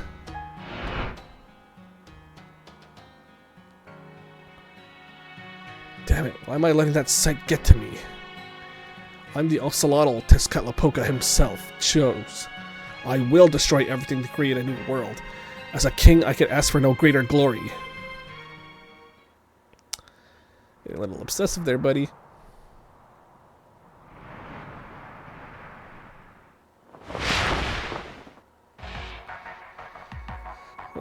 Hey, it's that guy. Wait.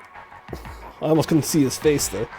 So, he's planning to use ORT to eradicate everything. Now I get it. Now it makes sense. I see what you're doing, Tezcatlipoca. You're absolutely merciless. True, a blank slate doesn't go far enough. Now they're just bleaching. You can't call it a real extinction as long as there's so much as a foundation left to build on. So, you're going to shred every scroll on proper human histories... So you're going to shred the very scroll on which proper human history is written, even if you must destroy all Mictlan to do it. That's hilarious. Truly hilarious. I take this as your confession that you don't have what it takes to save the world, even if you cared to. Well, not me. I want to protect the proper human history. Wait, what? You don't look the part. A scroll is still a scroll, even if it's completely blank. Even if there's no one there to read it, or even if nothing's been recorded on it, I still like that it's still there. That's right. It doesn't matter what the scroll says. I'm not so foolish as to read it or think about it. Tezcatlipoca, full of a god, only considered with the now. Kukulkan, so very cold, only looking to the future. Neither could ever be Mictlan's king. Neither is suited to tell the tale of proper human history. But I coexist with humans since I use them for sustenance. That makes me the best choice to be king of the Mictlan underworld. Still, with ORT on the table, even the mighty Chemozots can't help but shrink back in fear. Are they really going to repeat the mistakes of 6 million years ago? Ignorance only excuses so much. Maybe it's neither the Cryptor nor Tezcatlipoca have ever experienced how truly bizarre that creature is. So, what are you gonna do, Chemozots? Should you help Chaldea or let them fight it out and take the spoils for yourself? I know. Why don't I start by saying hello? Yes, that's the ticket. In fact, now that I think of it, I still haven't gotten his name. I've already tasted Chaldea's heroic spirit summoning. To thank them, I'll show them my dead spirit summoning in return. Time to put away my scythe and break out my staff. That'll be plenty scary. Just you wait, Chaldean priest. Once I kill you, I'll be the last master of humanity. Ew. You don't really look like a human, or anyone suited to be a master.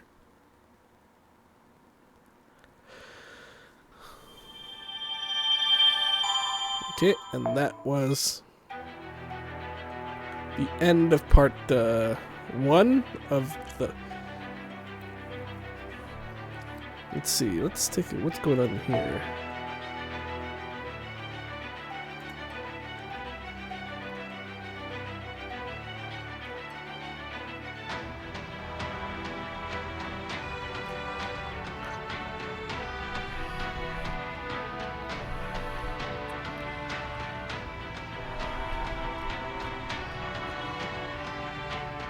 Alright, I'm just checking some messages too.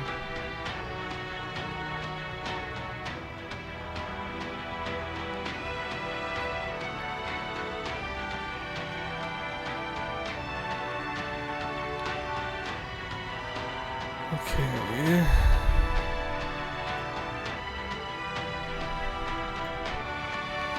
I think, you know, this is a lot of arrows right here though, so I think I'm gonna end it right here. Let's see, yeah, I'm just gonna end it right here right now though. I'll try to continue this later. I mean, if I don't stream this, I'll probably just be streaming Deer Days, if not, or it's gonna be one or the other though, so. In any event though, I wanna thank you guys for tuning in, and I'll see you guys again next time. Alright, take care.